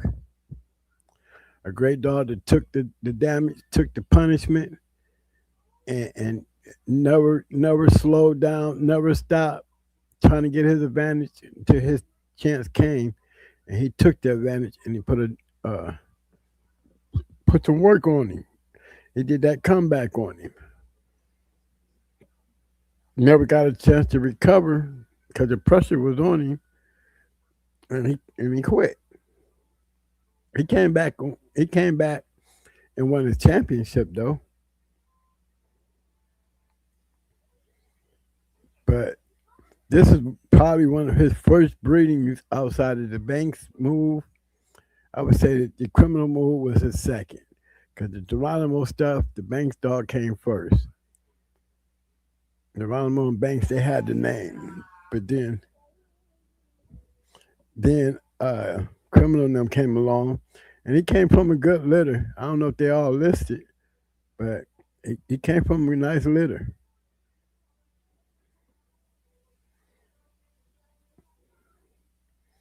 You know, and we had one named Speedy. She was out of that litter. Going Hard Kennels Speedy. She ended up getting stolen. But she was the up and coming. She was probably the littlest thing in the litter. But boy, we called her Speedy for a reason. You know, when you see them little dogs like that and they're a boy's dog, you already know you're looking at Pandy number 2, you know, because she was just everything she did at 100 miles an hour. She wanted to get petted, running 100 miles an hour to get attention. But yeah, that was a real live, it was a live litter. It was a live litter.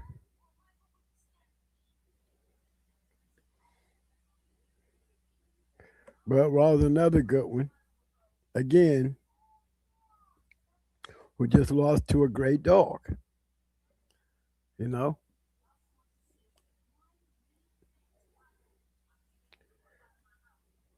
These losses always came at either this is going to make you just as great or it's going to make you a good dog. And in both instances, they turned out to be good dogs, but they're losing to great dogs. He wasn't scared. No, he wasn't scared. He was not scared. You know, they just lost to good dogs. I mean, now these was killers. Now keep in mind, all these dogs had a little fast-paced thing to them. You know, and like I said, they could you get in there with a good dog and they can beat you. But you know, they weren't at the level of great dogs. You know, when it comes down to them, they were getting put on killers too. Both of them dogs lost to killers. And they came in smashing them. They just couldn't maintain that push and that pressure that them killers was putting on them. They was looking good early, but they started looking bad later because they couldn't get rid of those killers. And killers was determined. And when they caught up to them, they put it on them. But if there's a way to beat the Bulls dogs, you got to just put a great dog on them. Good ones ain't going to beat them. Put it like that. But hey, he put them out there to show you that he wasn't scared. He didn't have no problem putting them down. Another great champion.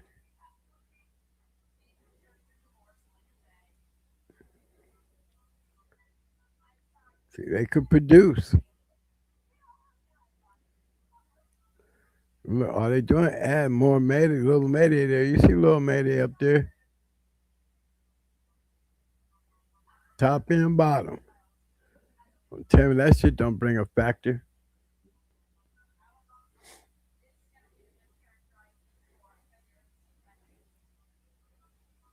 No, that's up closer. Put him up here.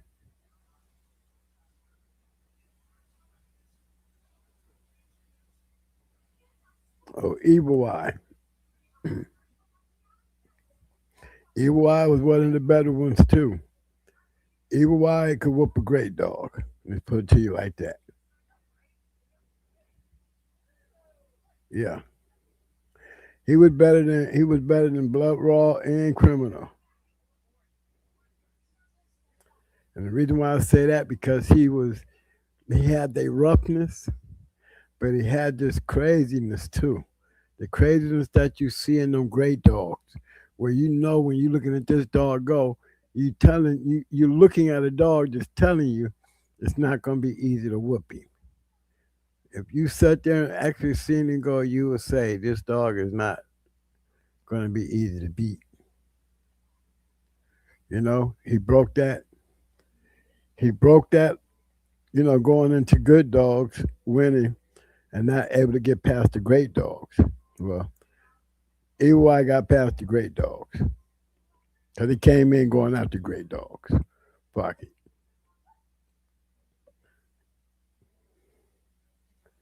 But look at their work.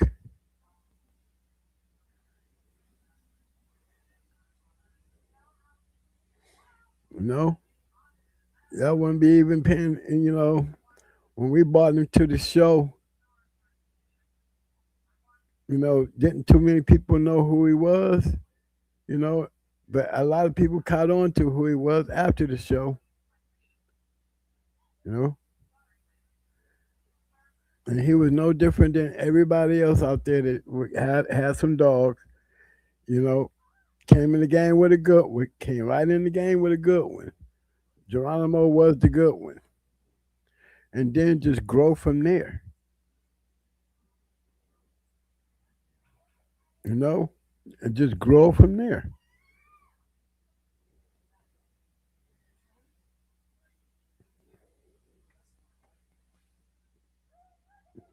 Yeah, Seven know how to talk that shit too, though. Oh, he wasn't afraid. No. Oh, Oh, no. he was a heavy shit talker. Oh yeah. And then you had the dogs that came down off of these dogs. You got to still gotta eat. I don't know how if that's still. Let me see if I can put it up there. Still.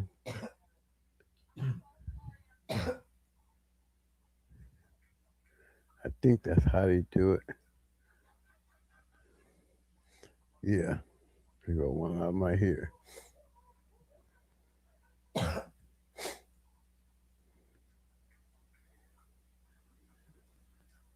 Yeah, these boys have some good dogs too.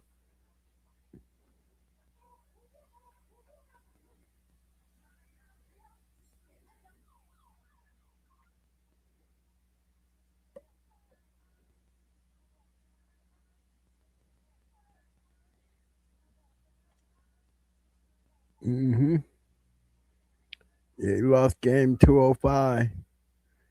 And, and for them, people would say, okay, that's gameness.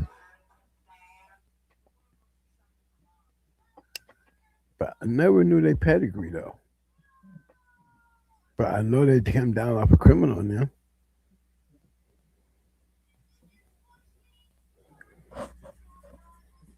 That I'm sure. But you see, he was throwing them.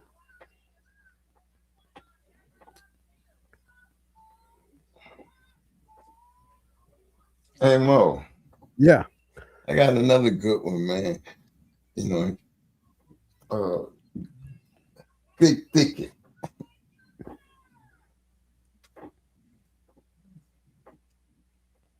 You see, I'm going after all the ones that kind of rock, you know, that I rocked with, you know, ones that talk that shit and, you know, Yeah. Yeah. get that shit.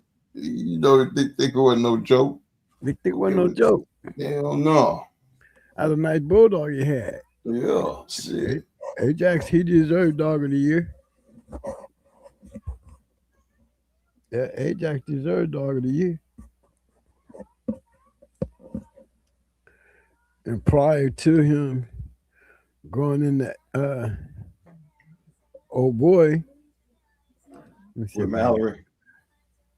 Nah, Which one? Noriega. No, yeah, okay. That wasn't the only one. He beat Hardgrove Gus on that freak accident. Call it what you must, but it is what it is. You know, he still beat a good dog. You know, shit happens. Okay, bad news for Gus.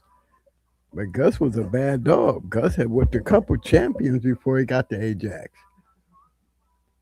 Just like oh boy.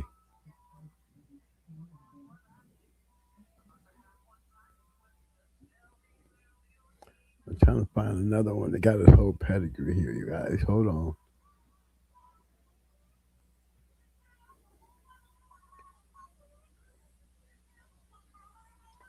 Hey, what are you doing now? Let me go see what's going on here. Hold on. Okay. I got to go take care of this. Just give out this hardware right quick. Right with you, bro. Okay, y'all. I know they got pedigree in here with the dog pedigree now. Let's see this one. Which one are you looking for, man? His whole pedigree. There it go. Okay, I yeah. got it now. Okay, there's this whole pedigree, gentlemen. Snooty Cross.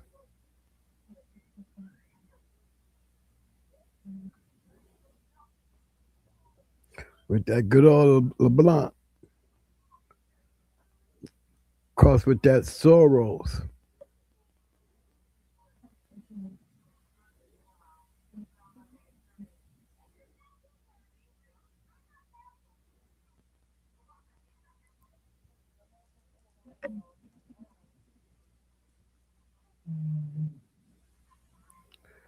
Yeah, that's a nice tight breeding LeBlanc was doing.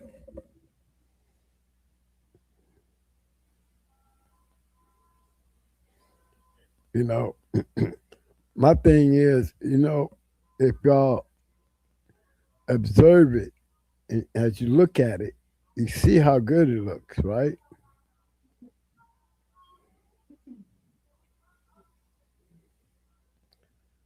But just in that one breeding, I always ask myself, okay, if you notice, Ajax was probably the best one in the litter. There wasn't too many after that. Okay. He did produce Mallory. He did.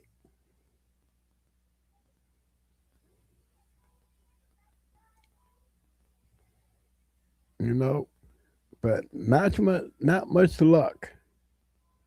So they got a whole good pedigree here, but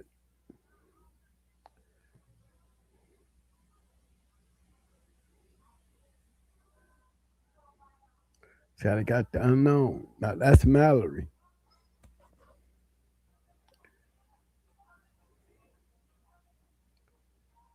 She had a nice bottom. Only thing the Ajax stuff produced to me.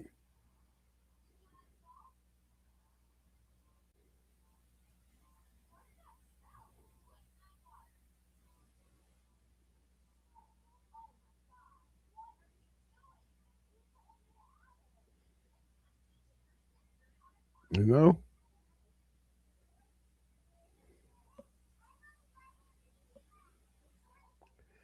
Yeah, she was a pretty nice chick. She was a pretty nice chick. Real nice. She was smashing shit too. You know, Deep South was the ones that beat her.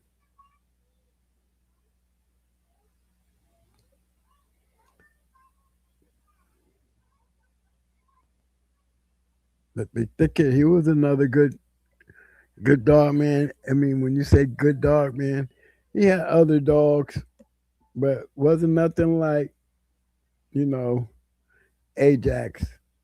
I mean, even when it came down to Mallory, Now, she was a good dog, but she ran into a great dog.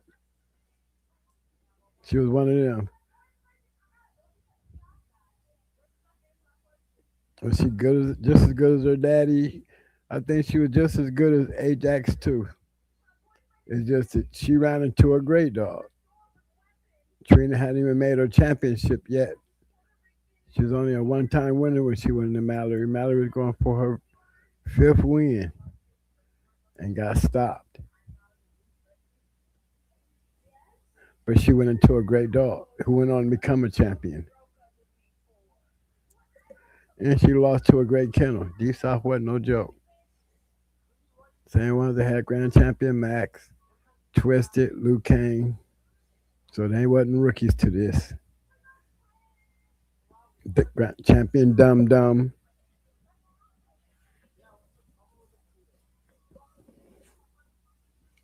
And they had a couple of them. But good kennel. No. But he's one step, I would have to say he's like one step like above the IBM story. You know, Ajax became dog of the year because he beat Harry Hargrove's Gus and he beat Noriega. Two great famous dogs. Okay. He's almost like IBM. IBM beat Nico and became famous. Champion Nico. But as you can tell, you know, pedigree wise, you know, wasn't a lot of look forward to.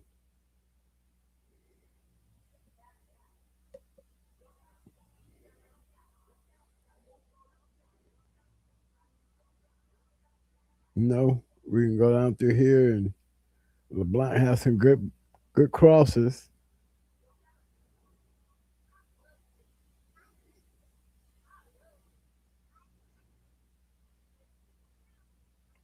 You know, after a while, you start getting away from what was working.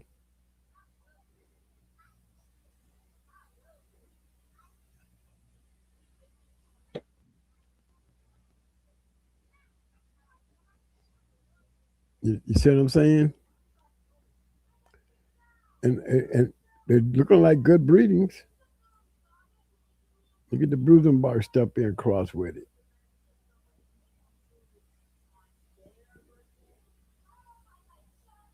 Big Casey. They trying.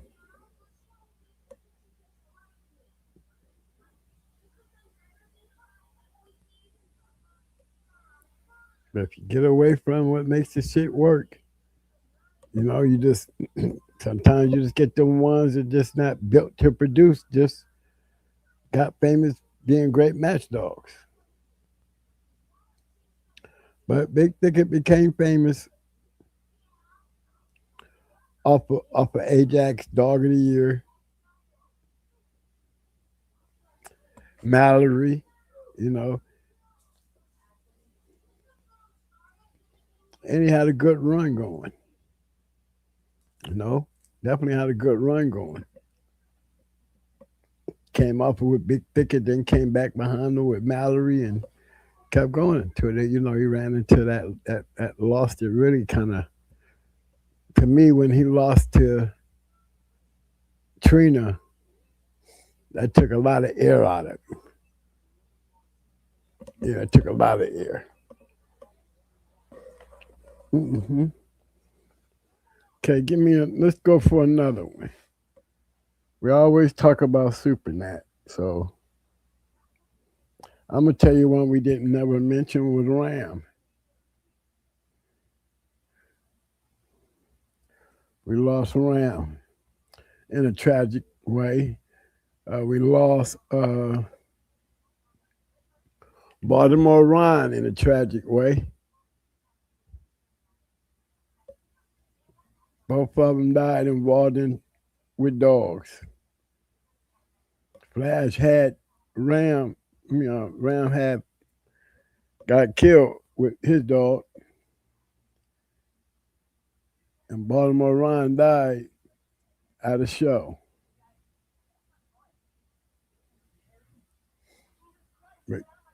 two other great dog men, you know, who took their shit and took it out there. Now you gotta admit, look at his pedigree. Brad had a nice pedigree, and Ram was another dude. He wasn't really a breeder. He matched dogs. You know, he gonna get what he can get. That's all I can tell you. No, he went in the black paths, and he was just a guy that matched dogs, and he would go out and buy a dog.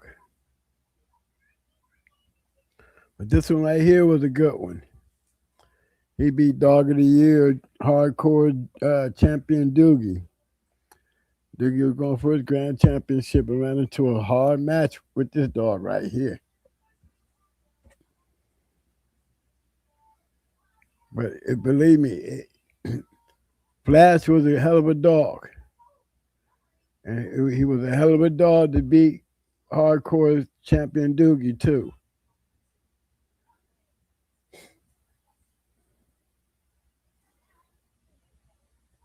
No, Blumenbach dogs, they wasn't nothing to be playing with. He was a very wise breeder. And he had no problem putting this shit down. I think I used to, they tried to put him under the rug. But old Swamp Dog, he was a up and coming that everybody thought that he was going to be a great one. You don't see much of him, but he lost. He ended up quitting, to everybody's surprise.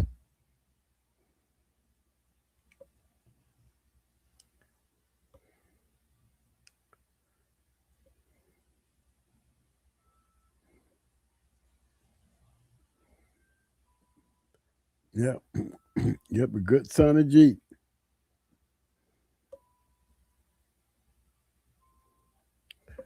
Shit, you know, once they start quitting, you know they're going to keep on quitting. He lost the next two.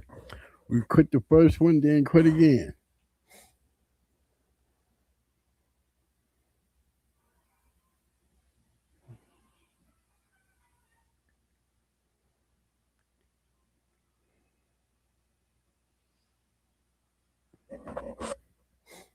They got some shit off of him.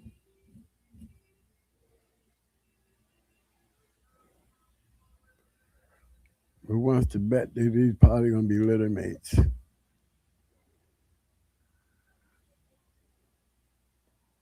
Swamp Dog, the Domino.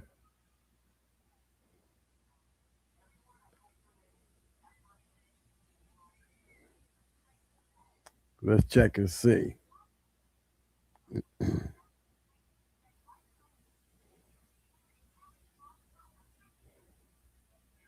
What I tell you? Litter mates. If it's going to click, it's going to click.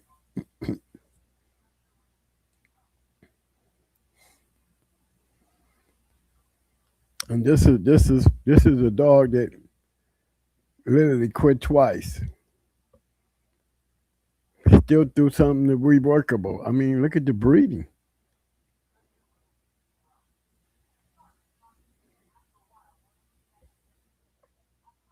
Grudenbach know how to put him down, and he wasn't a bad breeder. He put his shit out there, and he worked his shit.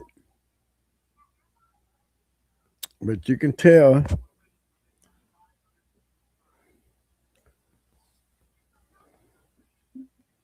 sooner or later.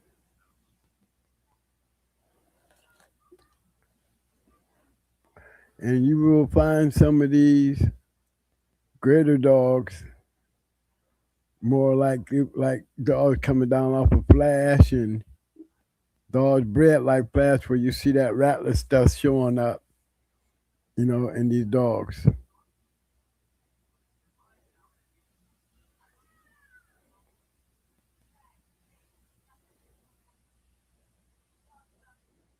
There's a double class dog right here that's a champion.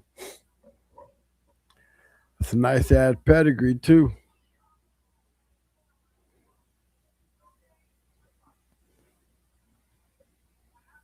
Yeah, something to consider. See, that's the damn good pedigree. That's Ram doing making his move, which came out to be a nice pedigree.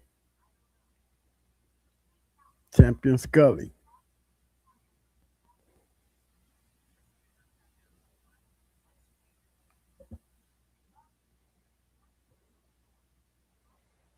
Okay.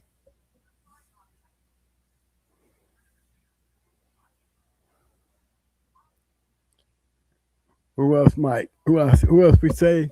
We say we did. We already know about Kenny Allen.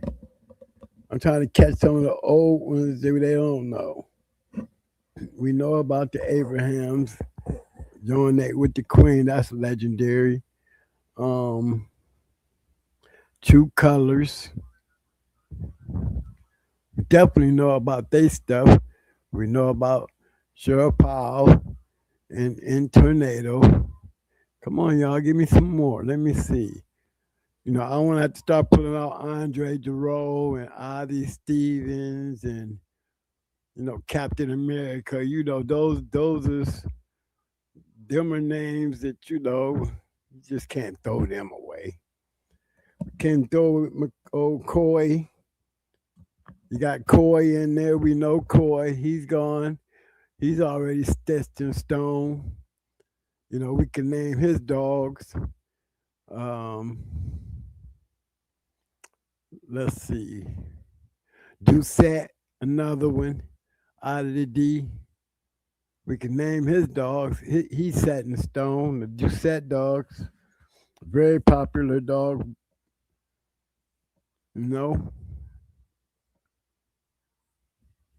Let's see who else here. Come on, y'all, help me. Who else did I miss?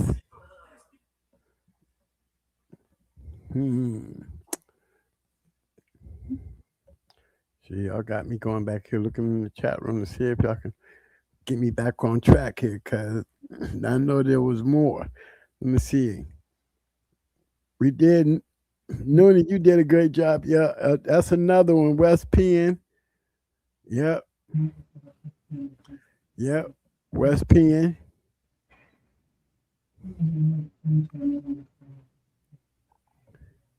That's another good one.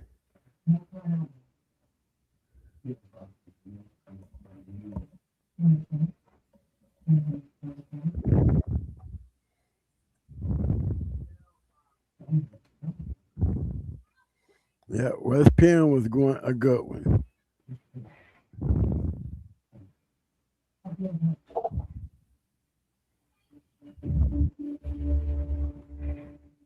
Will Hunter said Danny Powell.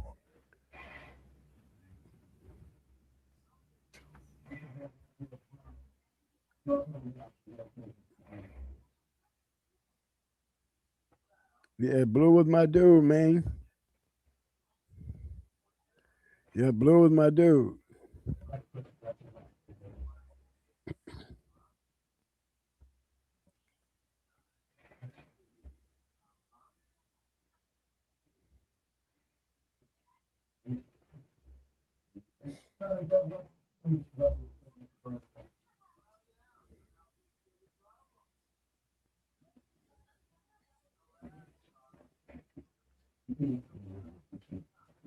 Okay, y'all. I'm trying to find somebody here. Who am I looking at?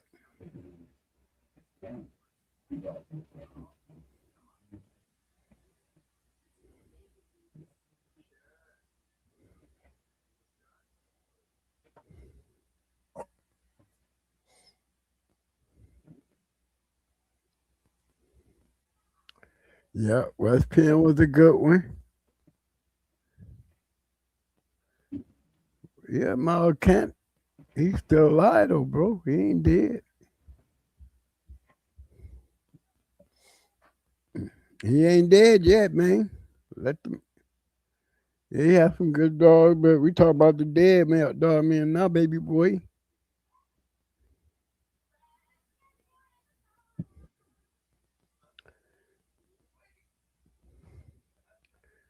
Yep, that's a good one there.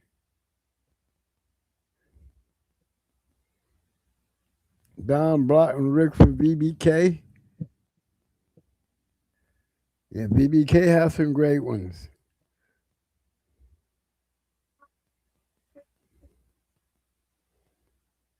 Okay, we go look at BBK.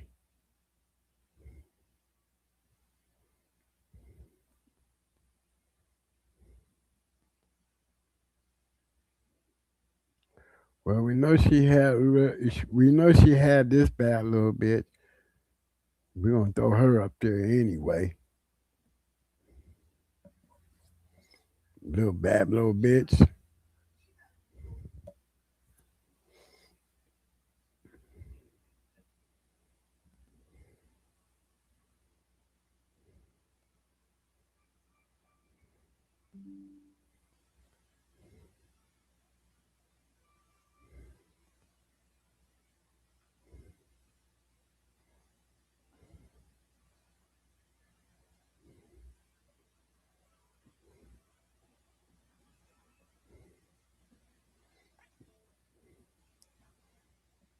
Yeah, we call them the real brothers. Yeah. That's a nice cross right there.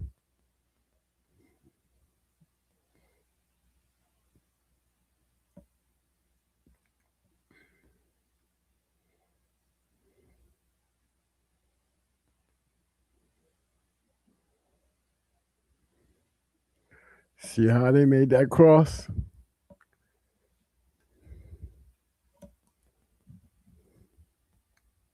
We still got a good formula going here because we staying consistent.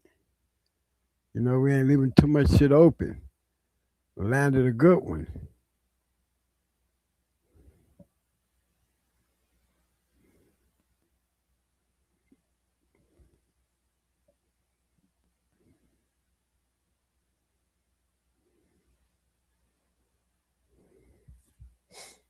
Even with all that good breeding, very well known.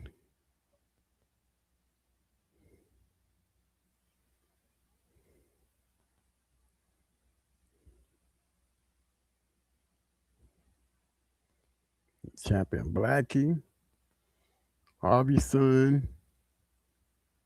Now Blackie was a good one they talked about.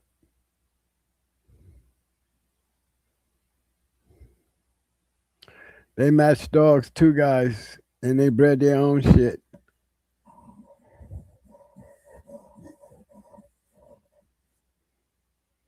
The Angel, he's dead too.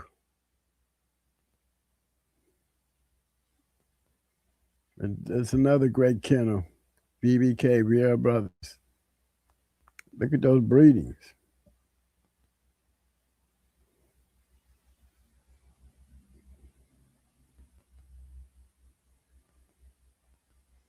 See, this is the kind of stuff that you know that they making up on the yard, and they making it, and they going through the process. They're going through the process. That's what you call working the process right there, people. That's why they had a big name out there on that West Coast.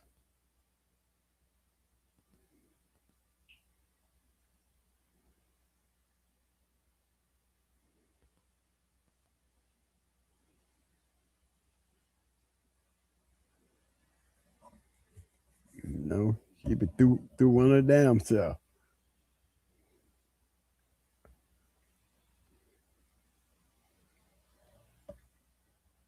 That's when you know that shit working.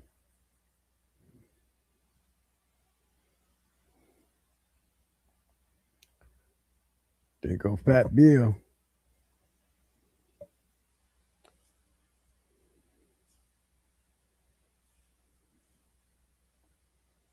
Yeah. See, them was good. Another great kennel.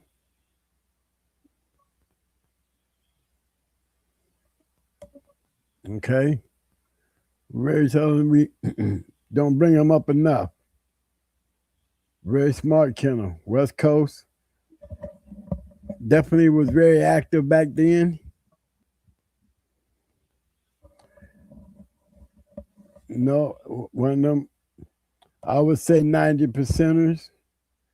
Well, I know I could say 90%ers and be confident on that 90% because they was real good kennel. And they bred their dogs to match their dogs.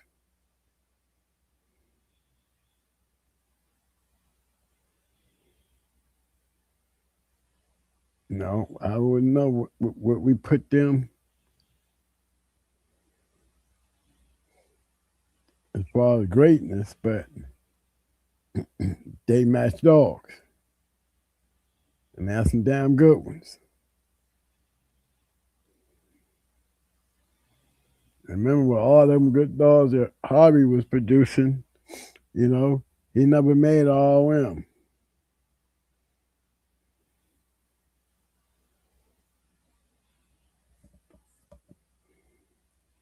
But one thing about it, their offspring, you know, they got their share in there. They go Butterbean, they go Tank. You see what I'm saying? I mean, you're not going to see them in abundance, but look at this one.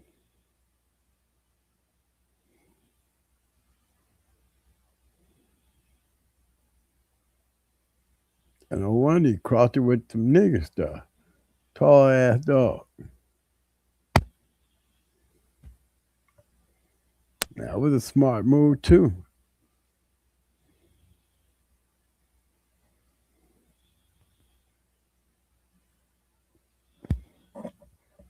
Yeah, that's a nice big old boy.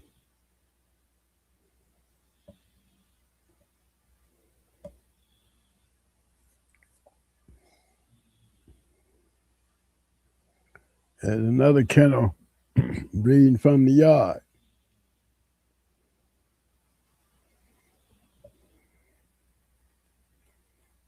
No.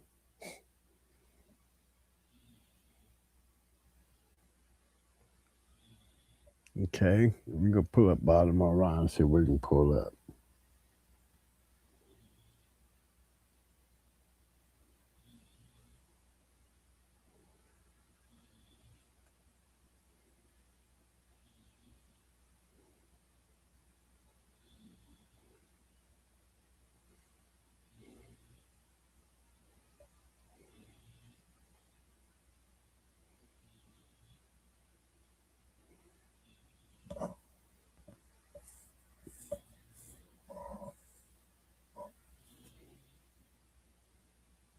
Yeah, here goes another one. No offspring. Let's see if I can get some more on the B more. No, that's an interesting one right there.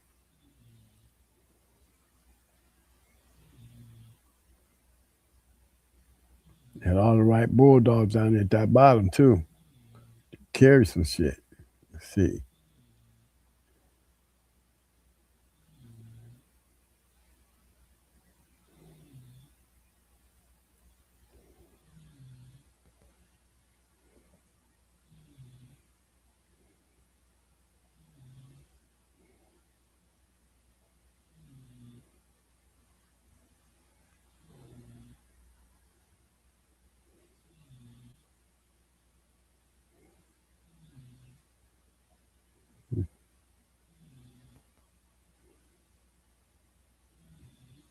Okay.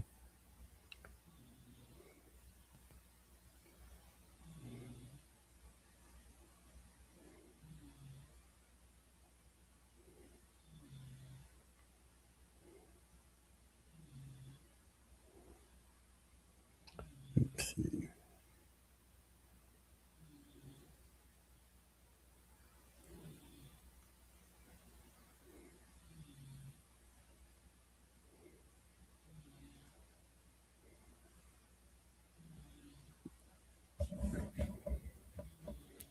Another nice brindle, big old buck dog.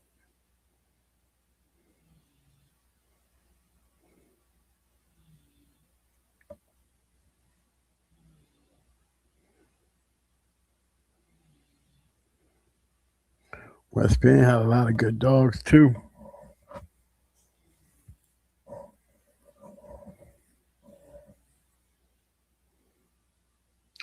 He matched a lot of dogs.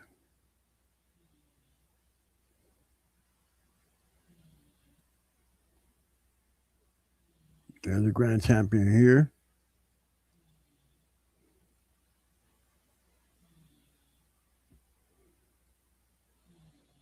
Fat Bill again. You always see Fat Bill popping up in there because he has to sit the cross. You know, he was down there. They say what they want. Fat Bill got around.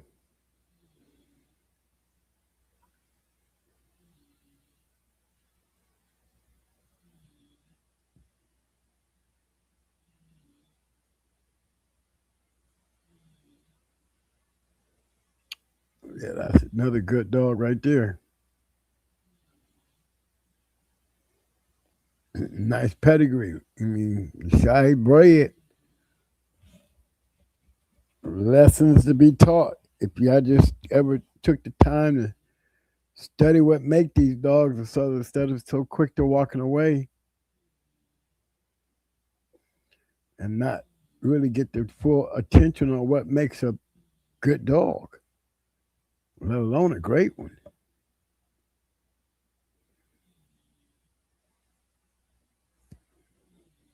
Now they're crossing the buck stuff with the bull stuff. Patrick's side. Start looking at it, starts lining up.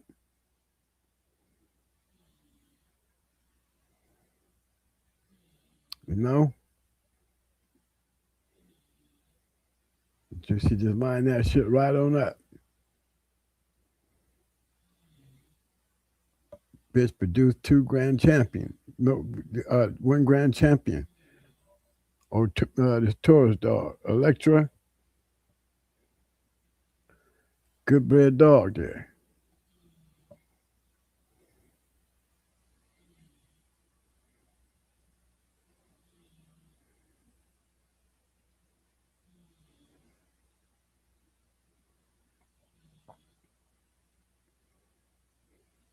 And he know how to pick his dogs. That was another good thing about West Penn. You know, while he was pretty good, successful breeder when it comes down to what I saw him produce and the pedigree that I see him popping up in, always seem to be good dogs. You know, West Penn was another great one. Yep, he lost his life.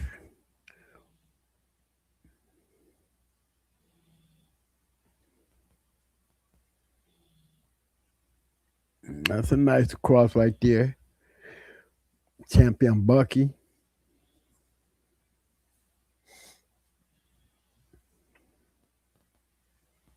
You in here sleep. You in here sleep. Yeah, you over there, mama. Must be. Another nice one. So yeah, we gotta give our shout outs and our hats off to West Penn. I mean, he has some pretty nice, interesting pedigrees that you want to step back and look back on. You know, as far as another good dog man.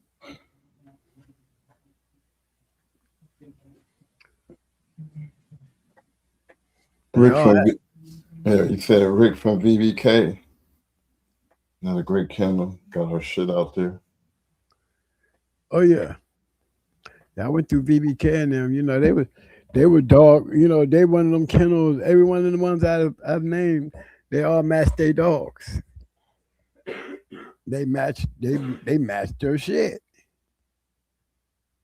And they have some good breed. I mean, these breedings is definitely things to pick up on and study.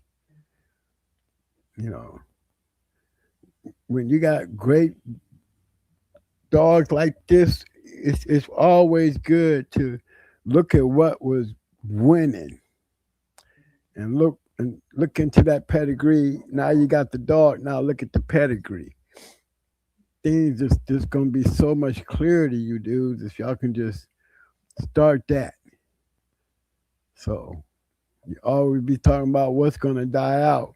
When you got to remember all these great-ass breeds just so happen to be in the basement. Just kind of get y'all to see that. Basement dwellers. All these great-ass dogs still bred by basement dwellers. Can you compare it to that? Tell me, how do you compare to that? You can't. That's how the history was built on it. Most of these great dogs and great kennels that we talk about, even the ones that die, like True Colors and all these other great kennels, you got to look at it for what it was, too. You know, the breeding program never changed. Look at all of them. Doucette, Noonie, you know, Bob Lowry. Look at their pedigrees. Look at the dogs. This is what made them legendary. We can throw up Windy City, Bob Lowry easily. You know, we very seldomly bring up West Penn. You know, we as a channel, we're going to always hear us speak of, you know, the ones that you're not going to see in that book, like Gotta Eat, like Tennessee Dog Pound. You know, these are great kennels, you know, people really don't know existed. But let's talk about the ones that are dead. If we don't bring them to the forefront, you know, y'all couldn't, and you got a video to sit there and show you, look how these breedings worked. Look how these guys bred their dogs. They no different than Stone City. They ain't no different than Hardcore. They ain't no different than James Crenshaw, Floyd Boudreaux, Earl Tudor. They ain't no different. They bred their dogs to compete. And if you look at all of them and put them in an X-shell, you're going to notice every one of those great dogs had a formula. Every single one of them. The hit and misses, you can pull them up and see, hey, you're right, twin, about Ajax. Yeah, twin, you're right about that one. You know, you could be right, like I said about IBM. Yes, you could be right about that one. We seen a couple of dogs in here tonight with some of these great kennels, you know, and they breeding for success. Like Gotta Eat, you know. They didn't get too far with Banks and his breedings. You know, so, you know, how far could it go? But then you see the cross, when they cross it into the criminal stuff, bam, we're back on track. But not enough of it. Not enough of it. You know, that's where a lot of it falls short. And then after a while, you know, you get those kennel graphs where you may only get one in the litter. Hey, shit, man. Do you know how hard it is to even get one to make it out there and to come back as a recognized, notable winner, champion, or grand champion? If it was really that easy, everybody would have one in their yard. Back here in my time. If you got one, you was earning it. And if you got one that wasn't being earned, you hid and ran from those hunters that was seeking you out because of the fact that you just there. If you there, we see you, we gonna want to come after you. Who didn't do that? All these great kennels got the opportunity to put their dogs down. I'm pretty sure it gets to a point when you start getting a name that you can't be picky. You know, you try to be stern, but you want to get on over anything. And like I said, I don't know anybody who is stupid enough to be considered a less than worthy kennel just because you got a recognized fastlane kennel that you're going into. I mean, who goes that far to lose their money and then to be turned around and be called, you wasn't nothing anyway because you lost to a recognized kennel, or the fact that you went into one and you took the shot, and probably the person who told you that was a person who had never been in there to face anybody. See, me, I'm going to always send gratitude to the winner, but even more gratitude to the loser, because without that loser, you wouldn't have a winner. And if that loser, what you call an easy win or a throw in, okay, but guess what? That loser still lost money. And depending on the type of money, who wants to give away money? Who want to walk in from the time that you walk in there and you step over the wall that you know you're going to lose just to give up your money? When you would think that if you felt like that you would go home with your money. So you got to salute the losers. Without these losers, we wouldn't have the great dogs that we talk about. Don't forget that. Regardless of what level.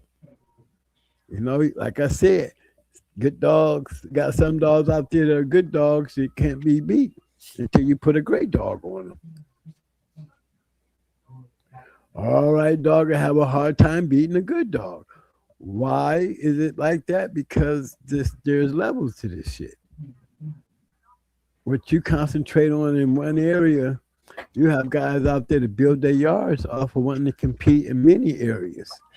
So their standout and understanding of the dog game is totally different than yours when you're satisfied, winning right there in the area where your competition could just be old mediocre. Maybe you just got the better group of dogs there, but don't make your fast lane, because if you was fast lane, you take your ass out there in the fast lane and test your shit.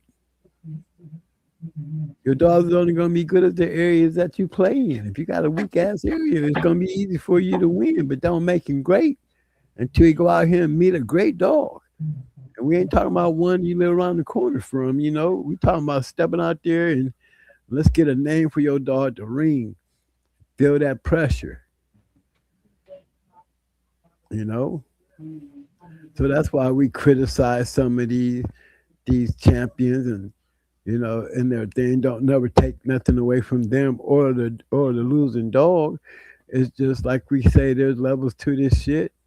Can't go being inaugurated all up there to the top if you ain't got no top-notch runnings. It's not like you gotta say everybody, because you need two people to play. You gotta respect both players once they step inside that wall, because that's where the truth is being answered at. And you really don't know. You really don't know. I've seen dogs that claim they would never get beat. I've seen dogs that I didn't think would never quit. At the right situation and the right dog, yeah, I've seen them quit. I mean, when you see them before, you didn't see it in them.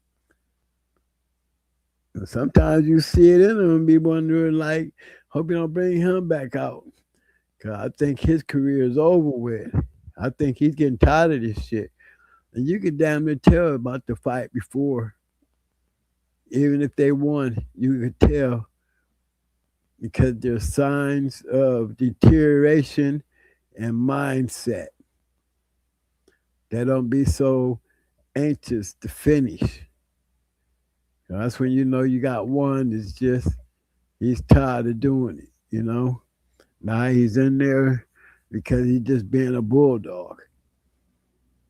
I've seen so many 5-time winners lose their grand championships from guys that you made your dog a champion before he was 4 years old. You done sat out here and bred the dog, and now 2 years, deep down 3 years later, the dog over 5 years old, going on 6, some of them 7.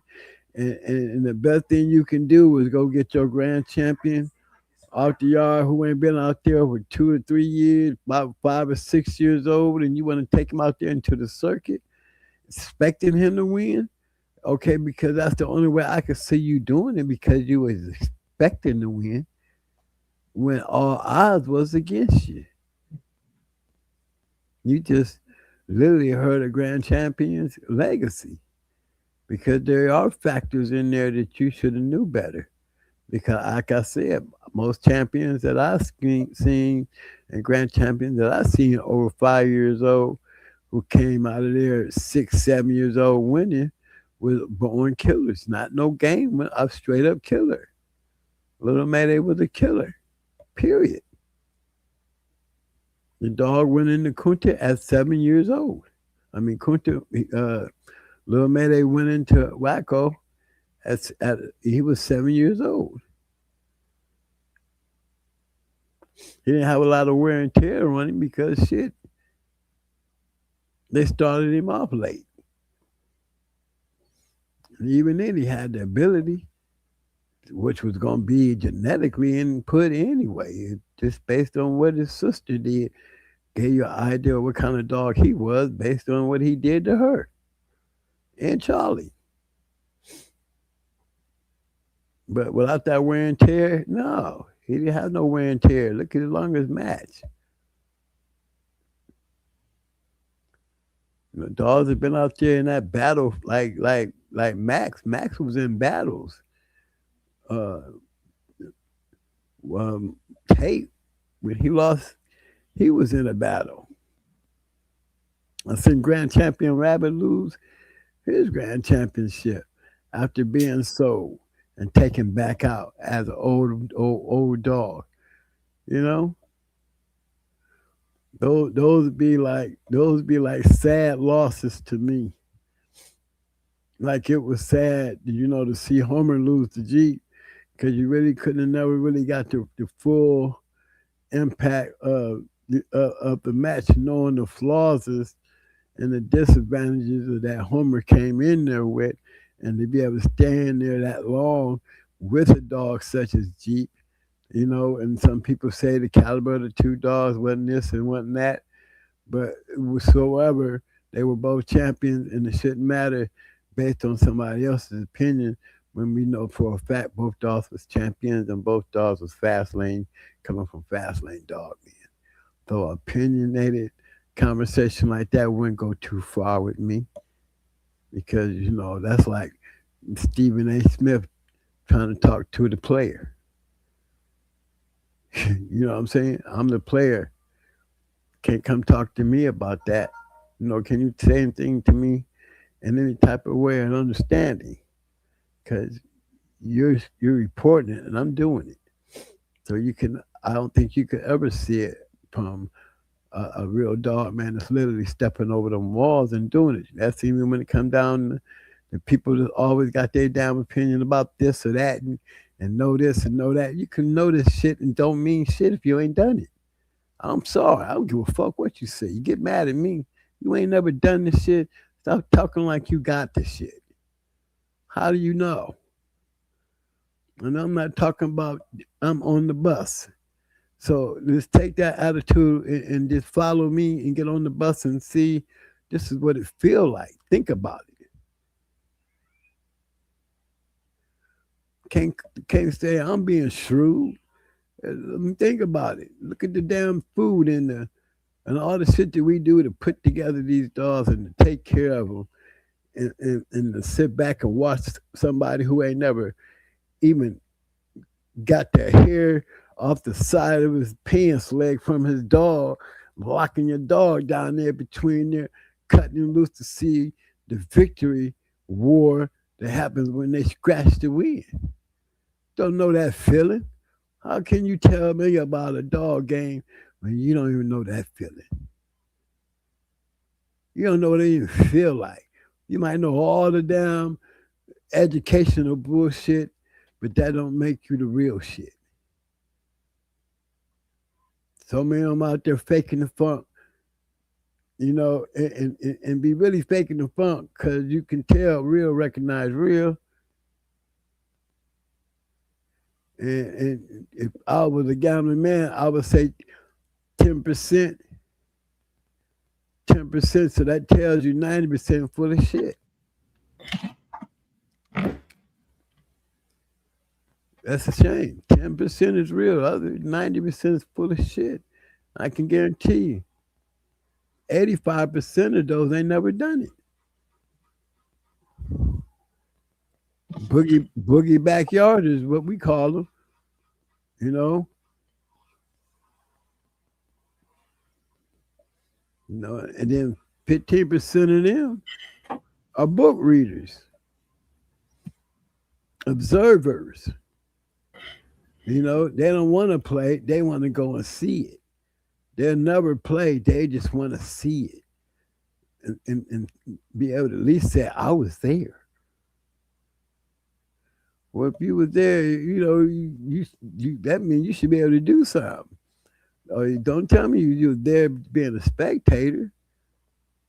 Remember, spectators, they just as, in question as those guys who pretend like they part of the game because they knew a person. No. Spectators is just what you is. Y'all don't make, y'all don't make the game. No. Spectators ain't never made the game. And really, they are so easy to deal with, especially when you're the wrong kind of spectator. A loud one. Always the loud ones that, if you want to get a Jiminy Cricket moment, just put them on the spot and make them pull up one or show up with something that you cleaning up shit and feeding every day. That's going to be worthy. Don't bring that damn pedigree and you ain't got no working dog. I want to see your pedigree. I want to see a working dog. Hey, them Jimmy Cricket moments. Even the best bred dogs don't produce shit sometimes because it's just not in the stars, Be two great maidens, and still, if you get one, you ought to be thankful. Because it's not like that shit comes in abundance. You have to understand that. A lot of little great dog men took that shit to their grave because it was an addiction. To me, I call it an addiction because that's how much I love my dogs. I mean, how can you say it any more than that? I know the Kenny Allen feeling. I know the Tony Rogers feeling. I know the James Crenshaw feeling. I know the Ronnie Bull feeling. I know why it was so hard for them to get to their dying days and sick where they couldn't do it no more to finally give up the dogs. Why hold on to them? Because in true reality, we love them motherfuckers. We love the ones that got out there and won. We love the moments that we took some dogs and raised them and fed them and let them mature to either produce some great ones or win some great ones. And then to be able to put a legacy out there that can carry the very story that we talking about out there into the future. Yeah, I feel like I would be like STP and them, leaving a stamp on the game to see, going hard dogs out there 10 and 15 years down the line, still doing what they were doing over 20-something years ago. Who wouldn't be proud of that?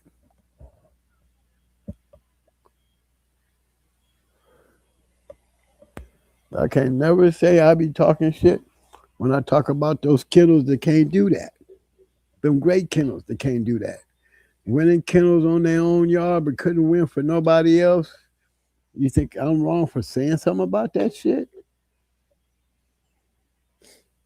That's the truth. No, you want your shit to do for them as he did for me.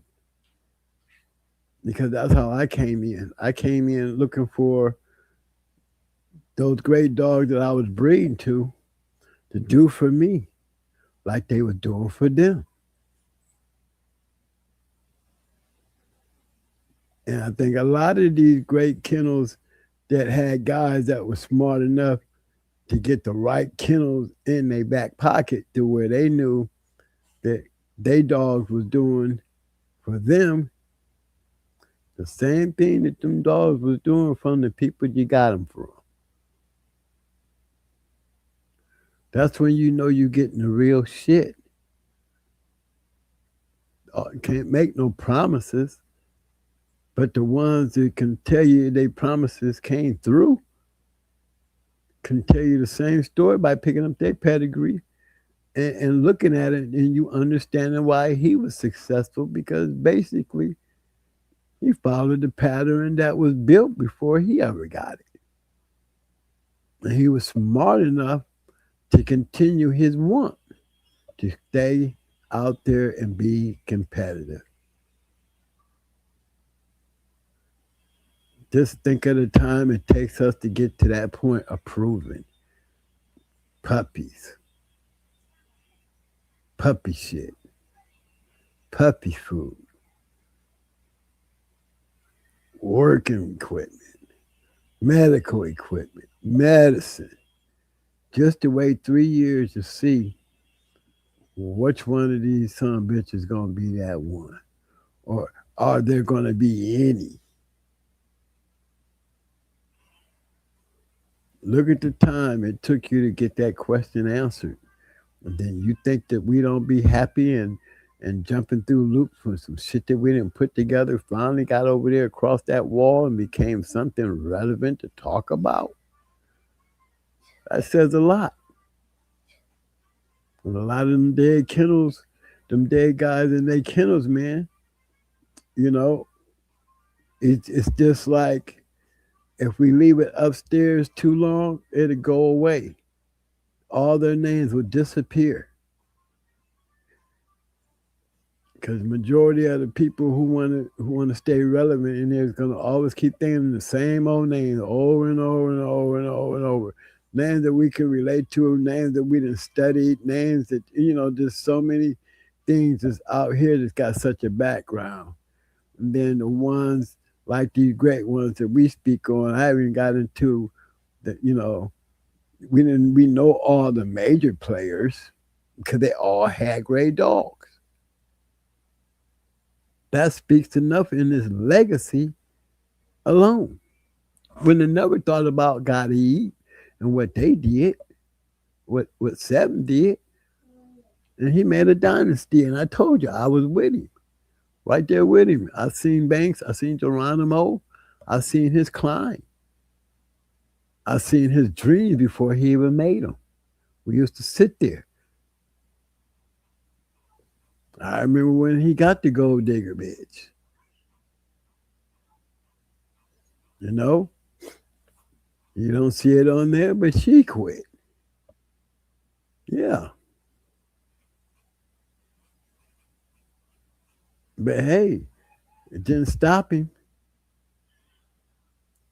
And he still got some good shit in it. Well, they were good shit. You didn't hear me say great, but they were good. And he was consistent. He stayed consistent enough to be able to match his shit and didn't give a damn who he was matching into. You know, he might not have been able to beat the great dogs, but they sure as hell could beat many good dogs, and they did. So you can't go say that he didn't have shit, especially for somebody who would say it can't pull up as many champions as he had and that he produced. How are you going to sit there and say that if you can't step up and say, show us that you can do better or you did better? So what good is your fucking opinion? That's the part to be killing me. Why don't nobody ever put these dudes to the test?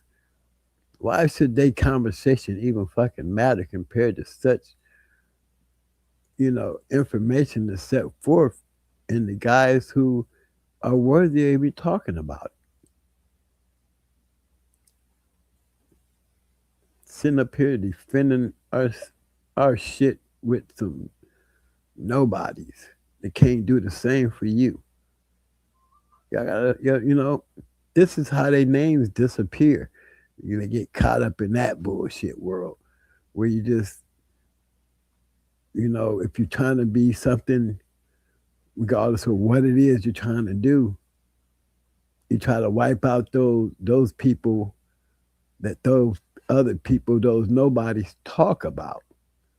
You become afraid, and you become cautious because you don't want nobody talking about your shit. When you have some shit, they would be talking about it anyway. So get the real shit and leave very little room for them to talk about that you can't get some snapback on. I don't hesitate to pull my shit up and make them pull up their shit. And they can't pull up their shit, then what kind of conversation are we going to be having? It can't be much after that's been exposed. I mean, what other questions or remarks can they make that would be worth listening to? Understanding that fact in that alone, based on the way they talk and run their damn mouth. That's the bad part about the upstairs. We got to keep feeding y'all the right shit so y'all can understand what it is, even if you ain't never done it.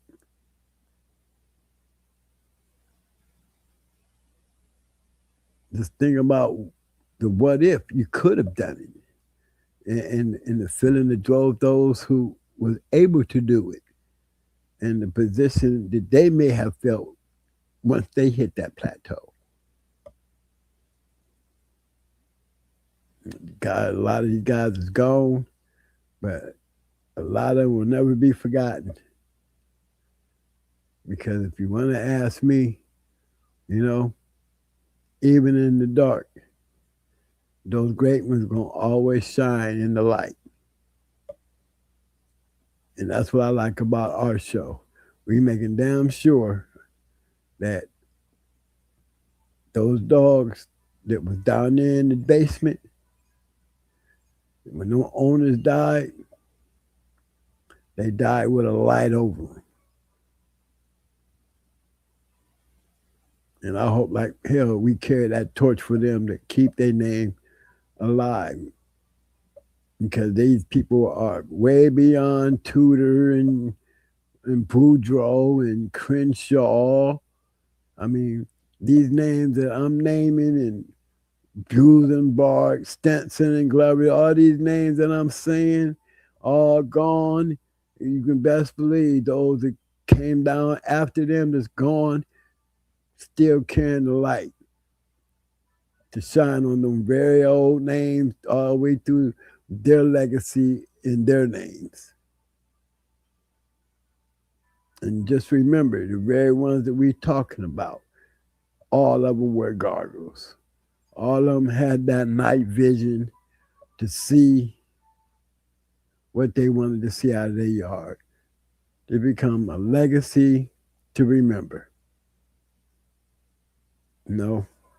We said a lot of names and we know a lot of people. There's a lot of old dog men in certain rural parts of the country that, never really mastered dog, but they had a good yard and never really had that opportunity. And they carried a lot of knowledge and shit like that. Gotta respect them. Gotta respect them. As long as they continue to respect the game and understand their place, that you may be great and for what you contributed to the game. But contributing and being a part of it is two different things. You contributed a lot of knowledge, but you did not contribute a lot of work, not worthy work where you can compare yourself to any of these dead dog men that I'm talking about. There's always a legacy, and it don't have to be up there in the Hall of Fame to be a legacy. But let's not forget, the Hall of Fame legacy, the one that can never be forgotten, if we can make sure everybody even know they existed, can never take that away. You sure can never share it with somebody who could have been or would have been, but not. That's a different category for me that I'm always going to respect, just like I respect the losers. But I'm going to always respect those that has a legacy in the work, in the dogs, in the knowledge, to learn by just looking at what they did and how they did it. So much knowledge in there. And don't get it mixed up from what you see in the dark, believing it's going to ever become part of the light and be successful when that's not where it got its light from. Matching up papers and paper chasing is not where they got the light to even shine. It came through work. And with that work comes greatness when you can get it and get it right. So big shout out, RIP to all those guys who nobody was 100%. Nobody ran around here undefeated. But you definitely had them percentages. And let those percentages always be spoken on so we can remind those upstairs that it was built downstairs. Never let them forget it. Never let them forget the ones that we have laid to rest in the lines they produced and the contribution they have given us to be able to study their stuff. You know what I'm saying? So, hey, Mike, I'm turning it back over to you, buddy. Unless there's somebody in there that want to ask some questions or something like that, some comments. I hope I was saying that good. Hooty hoo! You know? No. What's that, man? They ain't, they ain't heard you in a while. I mean, you've been on your road trips, you've been out getting it in and everything.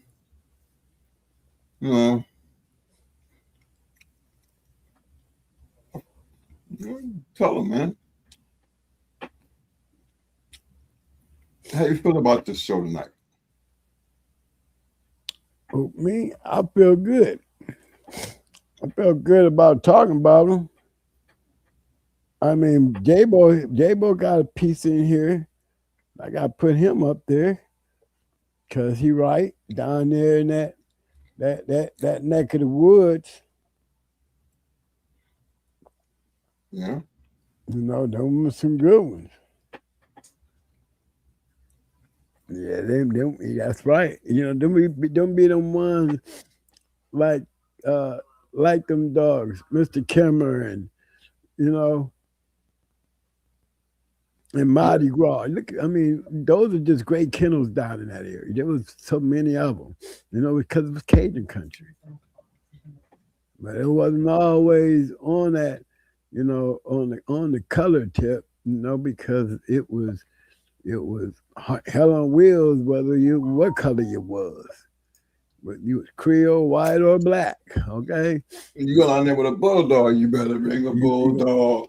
You better be having a bulldog when you run down in there. There's a lot of great names that come down up out of there, But so see, I'm still alive. We older men talking that shit now, you know what I'm saying? Because we was around as younger men and watching people go down there getting massacred. Like drill. I mean, if they noticed, and here's the one thing that I nobody ever came back and snapped back and said when I was going through them journals. Did they notice how many times they heard Lockdown Rudy being a referee or Lockdown Rudy being involved in handling a bulldog? And then you wonder why Lockdown Rudy is in the Hall of Fame. And if you was really paying close attention for them enthusiasts who really want to study the game, he would be one when you would want to study. And why he could come up with a magazine and have a great magazine in his travels in what he was even involved in, a part of, in the history of some of the great dogs and the great matches. You know, he is one of the most busybodies of all the dogmen that I can literally speak on. Lockdown Rudy was, he would go everywhere. He wasn't just in one area. He made it a way to get to a lot of great shows, a part of a lot of great shows, seen a lot of great shows that he could talk about. That's what made him legendary. He got a book. I think they said he wrote another book. He's got a book out there. Well, I would love to have it. Yeah, because he is definitely very influential. You know, far as he's definitely one of them standout, all-star, dog man to me because of his enthusiasm to, he was moving like I would have loved to move, and I moved a lot, but I didn't move like Rudy. Rudy became a household dog man name just to have him show up and be a part of a good show. He became that guy. mm-hmm. Yeah. The funny thing about it is, think about all of him and all the stories he tell. Right. He got some stories himself. He got some shit on him, man. I mean, that's the kind of shit I be talking about, man. Yeah, Buffalo Soldier's another one. He's another lockdown Rudy. Him and lockdown Rudy they should have a place in the Hall of Fame just based on their experience in the places as far as being black dog men. Rasta Man too. He's good. Yeah, I had to say Rasta Man was another one. Yeah, Rasta Man. Yeah, gotta say Rasta Man. James Pope. Yeah, but James Pope, he was a educator. He was an educator, but he wasn't like he got around, but not. He didn't get around to these dudes were matchmen. Yeah, we talking about matchmen, but when was the first time you heard a white person say, "Y'all know the Buckeye Man"? Right. Man, y'all sound like y'all up there by where the Buckeye Man. Man, we didn't even know who the hell they was talking about. We didn't know who he was talking about. Turned out to be Pope. Turned out to be Pope. But see, that's when you know that's the kind of shit I be talking about, though. Now, once we knew Pope, it was funny, wasn't it? Like, no wonder he get around like he get around. Because of his personality, man. Yeah, his personality. He can get through. Yes, he could. Yep. Not saying that his white wife made a difference, but I think she did because he had a certain way, the way he carried himself and the way he was able to get into them old Southern boys to the point that they give him dogs and shit. Gave him shit. He had that gift of gab. But, when it come down to them gridirons, that regardless of what part of the country, you always see them pop up, at you that they travel. You just know you can never say that they did not travel. History will show you they did a lot of traveling. Even to spectate, they traveled. Bob Lowry was another one that would pop up. Harry Hargrove. He wasn't just no North Carolina dog, man. He would pop up everywhere. Ollie Stevens, all of them. T.L. Williams. T.L. Williams. Yep. Yeah, they pop up anywhere in the country. Anywhere in the country, you catch them there. Buffalo Soldier. I mean, just all those great dog men who, you would think that, it's a lot to do, guys, for those who don't know. To be able to do that and be in those special places at those times of event. I have my share of them, but even I don't consider myself legendary to any one of them guys. You know, just to be named in that list amongst them is an honor for me. Because I definitely know I did my steps, but my steps was based on shit. Honestly, you know, I wanted to be like them any damn way. Can't be Say like them it. if you ain't doing the shit. That's You what gotta I'm do saying. the shit to be the shit. You got to do the shit to be the shit. That's what they Okay. say. That's what I'm saying. You know it. Don't talk about it, twin. Be about it. That's Go right. get that motherfucker. And that's what they showed us. They showed us that. They showed us that. With Those- the passion. Yeah. All That of them drive. had to have it. All of them had to have it. All of them, the ones who lost their lives out the box, in the box, in the game, period, went out loving them damn dogs. I'm telling you, I know I'm going to the grave with that feeling, and I know where I got it from, and I honor it. I honor the experience. I honor all those who was there in my path. To be able to sit there and say that I even knew these great guys, to even be talking about them and to know them is great to me and a privilege. So yeah, I'm gonna always be ringing this part of the game because this part of the game is a game that's been buried down in the basement in the dark, that without it being brought to the light amongst all this foolishness of fake lighting, because you ain't never had no night gargoyles to go down there in the basement to play to even come upstairs and act like they act. It's just such full of shit. Foolery, Mo. Foolery. You know? And yeah, y'all can't make the upstairs the downstairs, you know, and that's how I'm gonna say it and gonna keep on saying it. You're safer upstairs, so leave the downstairs to the downstairs. You know, we don't need your fake asses to be running upstairs, running your damn mouths, wanting to be something that you ain't in true reality. Go tell you to go pull up some shit. You're gonna pull up these phony ass pedigrees that you want us to observe and make us feel like you acting like you Earl Tudor or Floyd Boudreaux. When the question is, before you open your mouth and say another word, is out of all this shit you getting ready to show me, what have you done?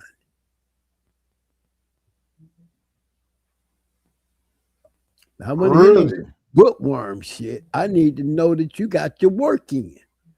And I want to be able to see your work. If you ain't got your work in and you back here 25, 30 years back here where all that shit was popping, man, you will regret that. Because that shit only works upstairs. Upstairs. You run into a basement dweller, we're going to eat you alive. We're going to have you stumbling around like you blind because you ain't got no goggles. You down here in the dark amongst the dark. You ain't got no goggles. You've been up there in that light coming down here getting caught with no goggles. I mean, you ain't never been down here. You ain't never done shit. You got the nerve to be walking around here trolling real motherfuckers. As soon as somebody put the clamp on his ass and try to make him pull out something out the damn rabbit's hat, the damn rabbit hat, them and everything about them disappear. And then they be mad. They go pop up on somebody else's show whining about it. All these damn crybabies. Because they've been exposed. Fake asses. Fake. That's it. For being fake. You can't be honoring the great dogmen over here. You know what I'm saying? Just sit back and let some fake motherfuckers try to put them down. You know, we got to accept that because we up here in the light. we got to accept that because we up here in the light. But let's make sure that they remember those that, that we done shared up here in the light, not to be forgotten, because we compare them guys to the very same people who wants to be like them, who want us to talk about them like we talk about these guys. They'll never get it. But the want, of attention, to be recognized for whatever reason, we can't let that overtake the truth. And the truth is always found when it comes to the light. And if it came from the dark to the light, then you can definitely find the truth in there. You had to better be able to climb over that goddamn wall more than once, my buddy. You better have something to show for it. Every goddamn one of the ones we talk about, I'm telling you, their story is lit. That's right. And shout out to all those we lost. I mean, it's weird to think about, because I think about it sometime, and I'd be like, what's the closest thing to a crackhead? A dog fighter. No, we wrong. Well, the society tell us we wrong, but we don't see it, and we try not to make society, understand society. That's why it's a secret society, because society don't understand what we feel. They so quick to tell us that our dogs are abused. They always quick to show you a skinny ass dog and a malnutrition dog and scarred up dog and no water and all this shit. But where's the real truth?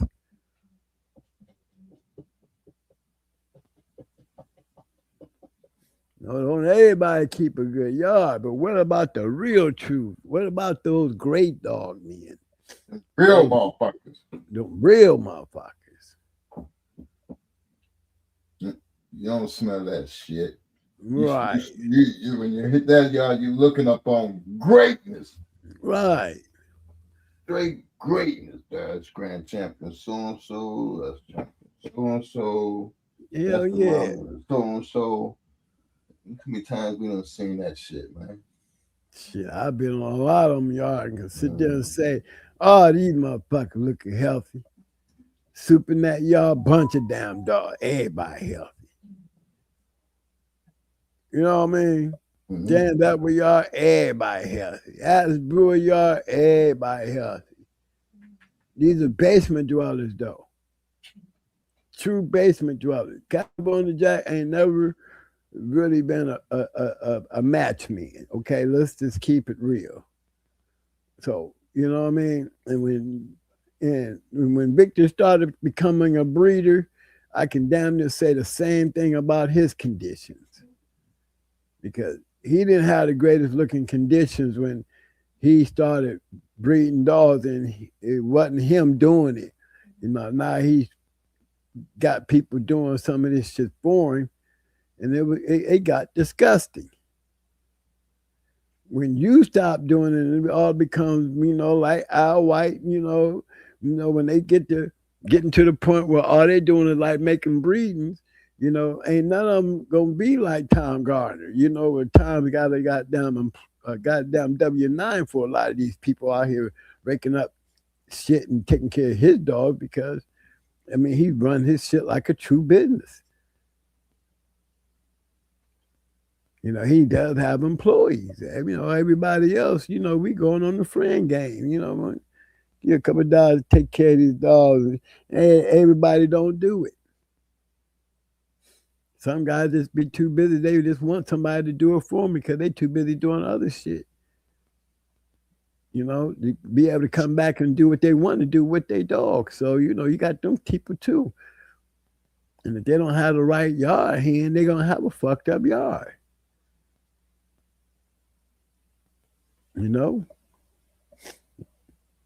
Just getting the right people to want to do it, and it's not that easy.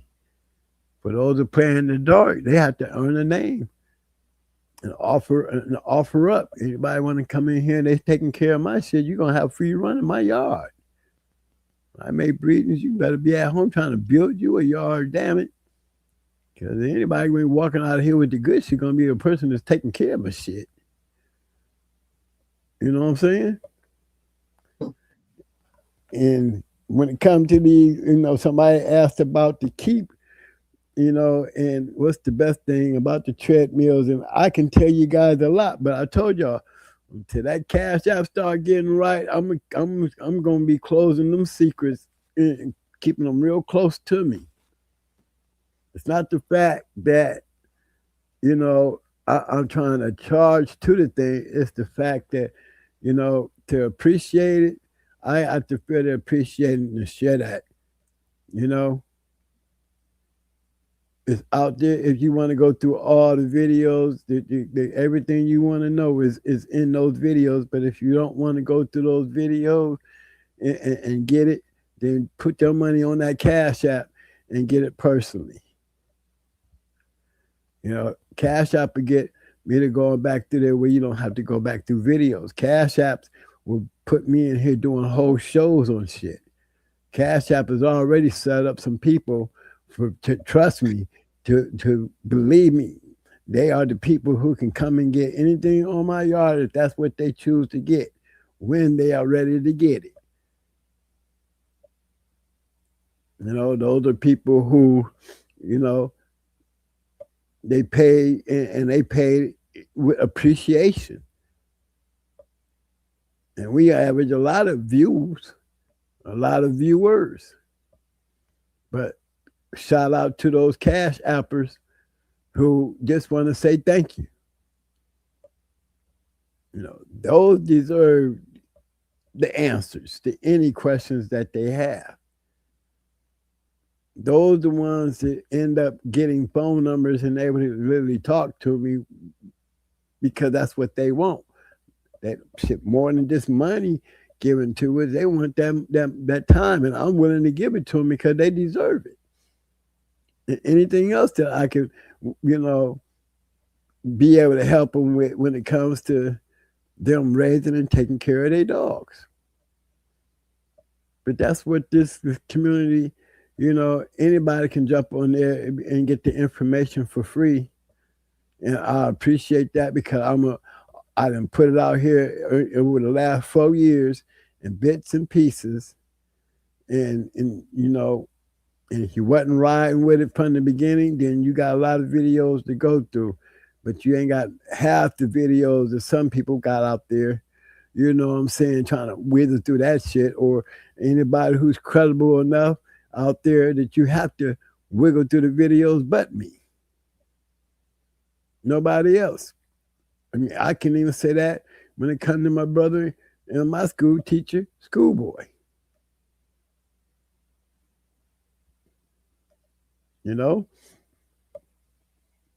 Might know it down pat and probably played it. You know what I'm saying? But hey, there's a lot of us out here who really put it in. And we wasn't putting it in trying to be an educator. We were putting it in because we were trying to get to work. So hey, show me more appreciation. I get more appreciation. I get all the roses, I get all the muscles, I get all that good stuff. I do appreciate all that. I ain't saying I don't. What I'm saying is, for those who put forth the effort to show that appreciation and just to do it and to say thank you, and some have been doing it to the point where the only thing I can do is offer the best that I got because they're worthy to have it. That's how I show my appreciation back to those who believe in me to appreciate me. Now I'm going to share how much I appreciate you in return for letting me know and showing me. And that's how it works,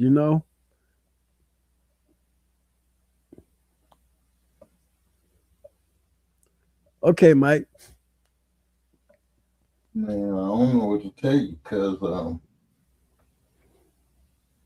you put it all out there. What else is left for me to say? I mean, you used to be into some shit. No, I started this one, but let me just look at it like this, man. Nobody felt it more than you did. Right. You know, so I think I love my audience, though. Yeah. Yes, You sir. love this whole situation. That's you the reason why I'm doing this shit. But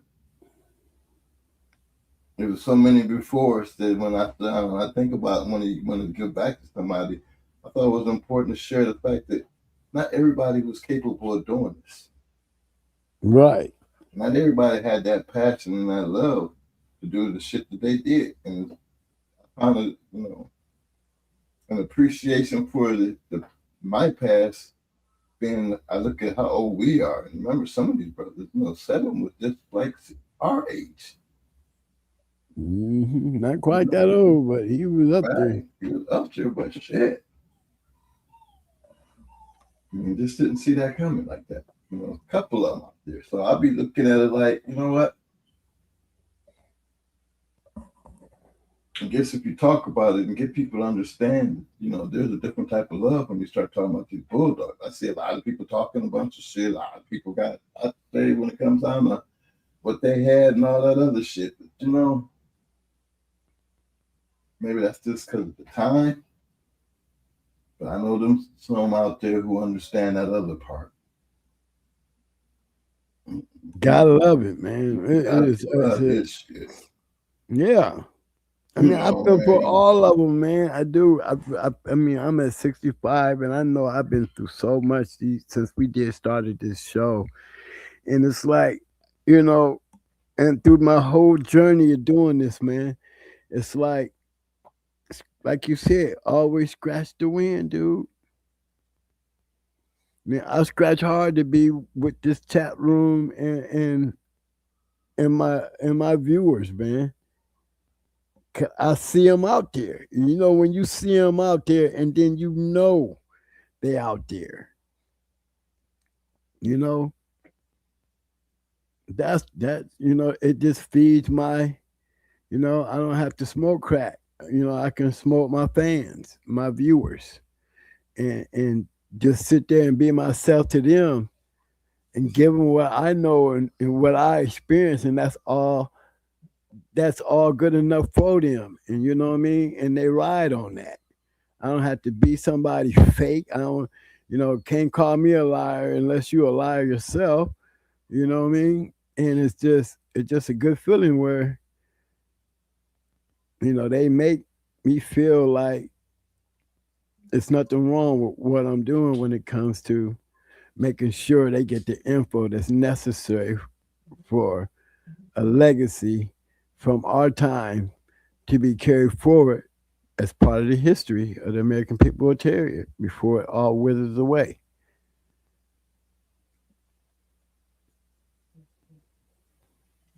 And big shout out to all y'all and that goes for all my supporters, all my supporters, all my listeners, all my dog man out there in that damn Shark Tank. I know y'all out there. I know the ones that don't even hit the like button, the ones that just be sitting up there watching the show. Been doing it for years, Twin. Yeah. I've been there from day one. I just sit back in the back street, get my popcorn, get my brewski, and sit back. Look how many times we done heard that shit. Yeah. But they don't need me. All they're doing is reminiscing. That's all they doing. That's all they doing. They reminiscing. That's all. They can't wish they was me when they already me, and most of them above me. Like Super Kennels and Uncle Willie, and I mean, there's so many of them in this room. Pit Dog. These is veterans. They don't need me. They use me to reminisce and remember. And it feeds that urge that we had and that moment of how it felt so damn good to put all that work in, and then you finally get and know what it feels like to have a great dog between your legs. Just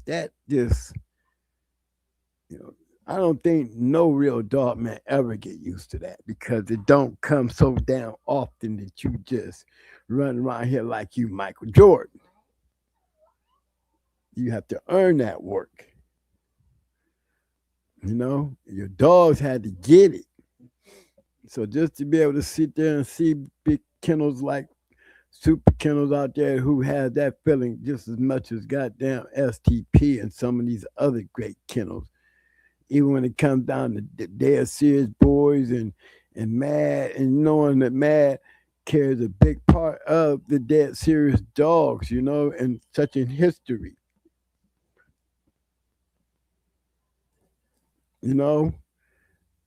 And just look at it.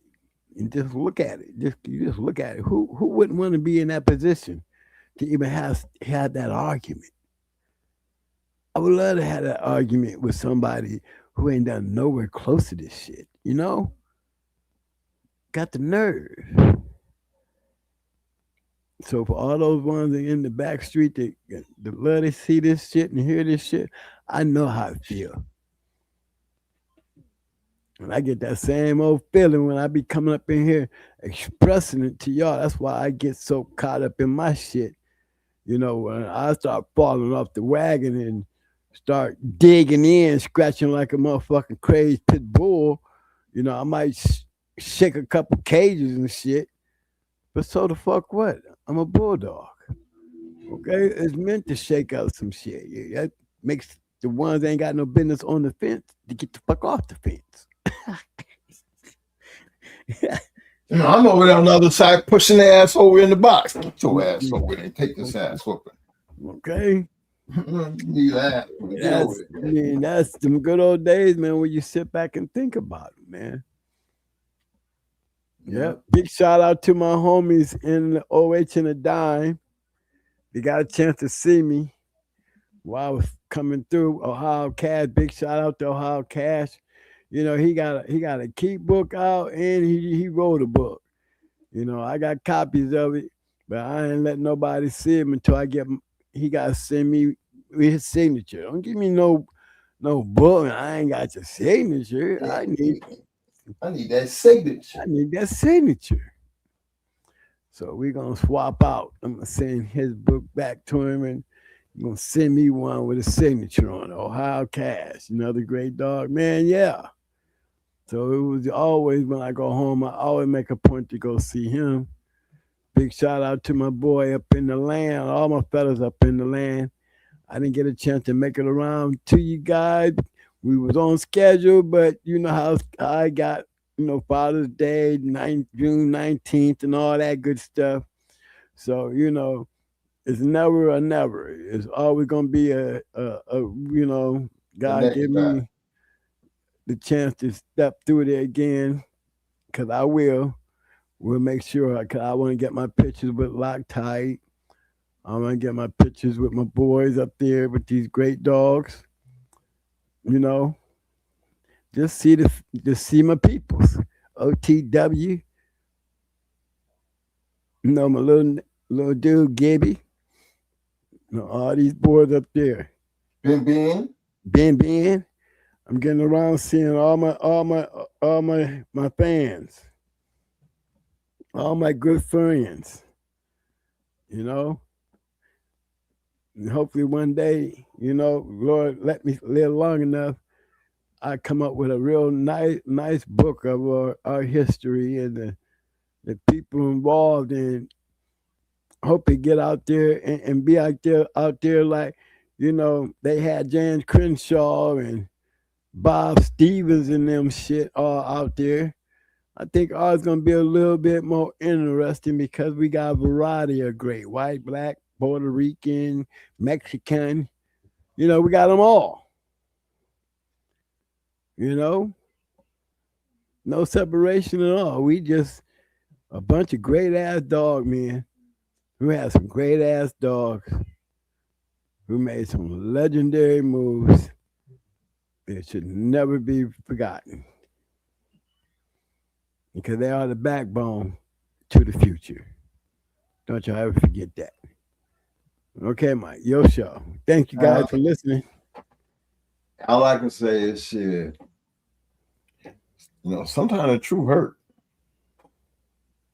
And everybody got a different truth. So I hope we ain't hurt nobody's feelings. But show some love. Show some damn love, because this is not memorial. This is a celebration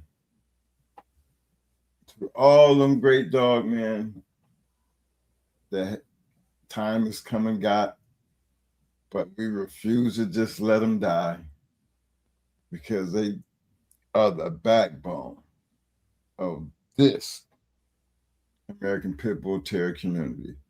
And at my age, starting as a young man, I can truly feel that I can say that with, with pride and respect, and glad to say I knew them and they meant a lot to me in this game.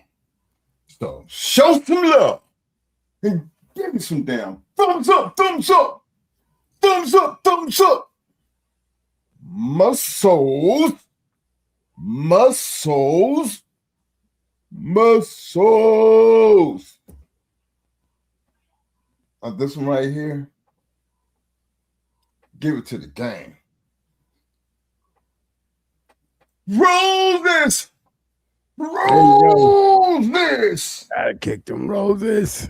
I need damn roses. Yes, sir. Quit playing with me, man. Show me some love. Yes, sir. I get caught up in my own feelings. Mo, just, for real, Mo, I be playing, when the songs was playing, how the thing, come on. How you be talking about the game and things, stuff in the beginning. I be getting fired up on that shit. Cause I be thinking, when I'm be listening to it, right? We been, every time we do dumb shit, I call it dumb shit, but we be in that thing, right? Mm-hmm. And when you sit back and listen to it, because you are we did create that shit. Tell me it don't be putting us right on point. Yeah. Oh, yeah. Because in that moment, it's the damn truth, for real, for real. And I just be getting myself juiced up on that shit, because I be like, man, this is the real shit here. Gotta keep it real, because anything other than that, man, you're going to get chewed up and spit out. That's what life do to fake ass shit. You know what I mean? You can only be fake for so long. Straight up, big love there, J-Bo. I see the love, man, as always, fam. See the love, as always, fam. J-Bo know he missed this shit. I be listening to J-Bo be knowing he be missing this shit. I'm telling you. We laugh at some shit. Yeah, we be laughing at some shit. Imagine me walking into a backyard and I ain't got no dogs. I'm looking on the ground like a nigga looking for some crap. I can't keep my head up. Looking at my mic, I might catch me a pit bull somewhere around out here. Imagine that. That's how I be feeling. Could you imagine them dog men? They came and just took all their dogs like you should have seen me when I got out of jail and went to my yard and seen all them empty chains just sitting out there. I was sick. I mean, like I needed a hit. I need to put something right back over here right now. Because that was definitely a feeling. A feeling that I could never forget. Don't trust them, don't like them, don't believe in none of them some bitches. Yeah. That's why I'm always talking to y'all about keeping shit right. Because you do not want this feeling that I felt coming home after 8 puppies and 8 dogs just gone. Gone. Like just took my crack pipe and just threw it. I don't even know where the hell to start looking. Can't smoke no more. Oh shit. For those smokers, y'all know what I'm talking about. Whoa boy, that's how I felt. Like that. Like that. The fiend, yeah, I was fiending for my dogs. Fiending. Hurt. Anything to soothe the pain. I need a hit. Too worried about everybody else to even take care of myself. Shut myself down from everybody just to protect family, the community. The whole time I'm sitting up there having to go through the shivers and the shakes and the lawyers lying and the prosecutor and the judges. Whole time I'm looking at the ground like I might bump into a piece of crack somewhere I could pick up and smoke. You know, just let me pick up a dog somewhere along the line. Just could just fix me up, help me, something. Not even a dog man, because I wasn't trying to be around him because I didn't trust none of them damn peoples around me. It was it was rough. It was very hard. And I feel for any real dog man who was really trying to do this and do it the way we wanted to do it and just got interrupted. You know what I mean? It's not like how we did it or the way we did it. It's just how it is when you're out here doing what we do. And I mean, some of the greatest dog men, we've all have faced that and been through that. A lot of these great dog men, a lot of them. So I'm not the only one to know how I feel. You know? So big shout out. God bless the dead. You know? I just feel like I had a good conversation tonight. I feel like it was a very interesting conversation because you know you always say, man, when in the court when the that was the one thing that came out in the court when they talked about the judge when in front of the jury when the one I think it was who was that that said, you know, he's a Marine.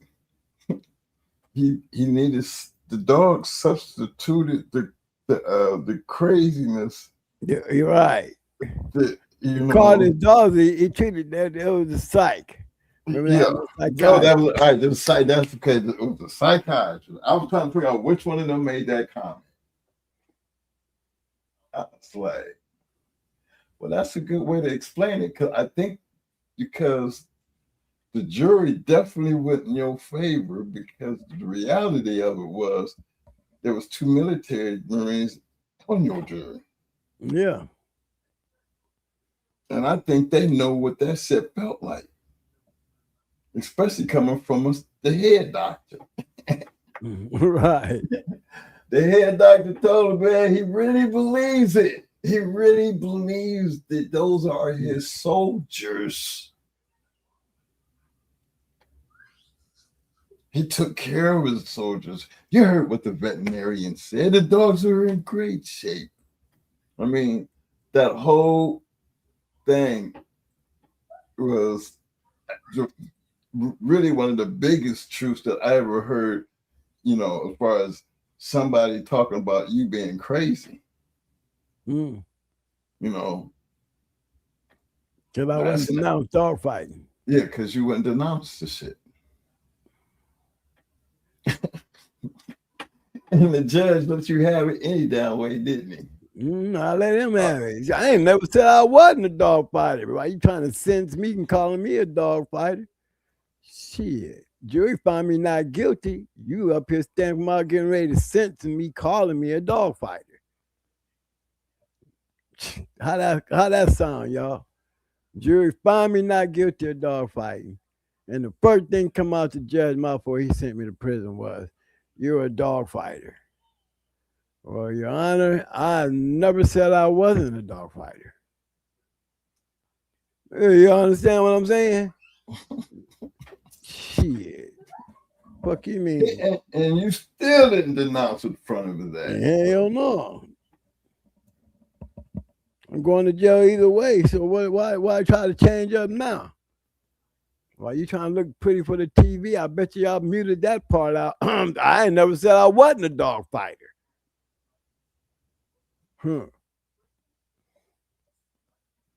Okay. And they called that crazy, y'all, for real.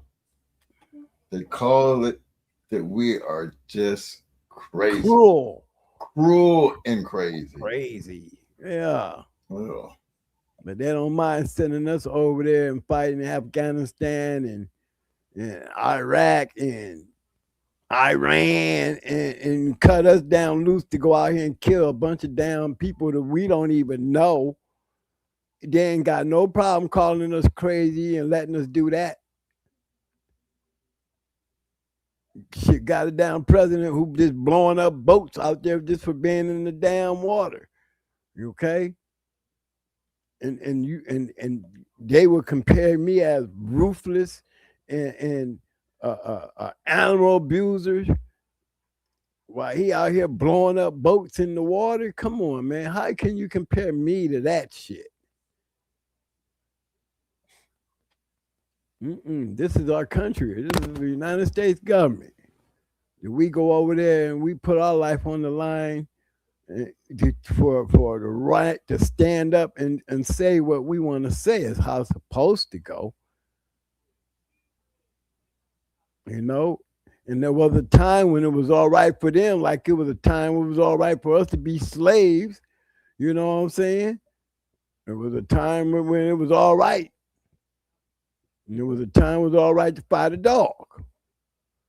Now, I don't know how them times changed.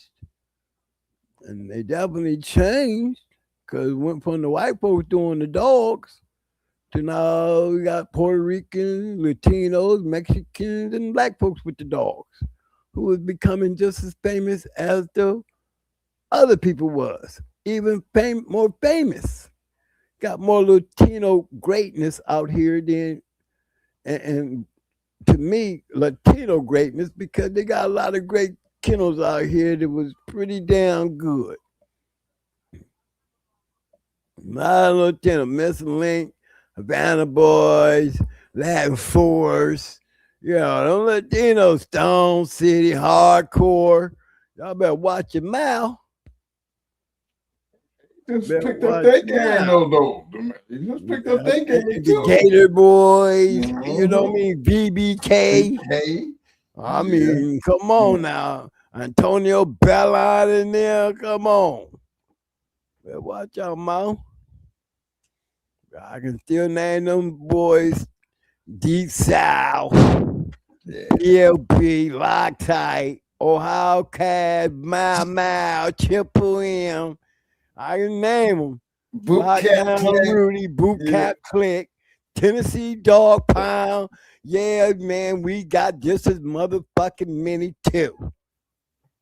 It ain't an all race sport no more. It ain't been that many years ago.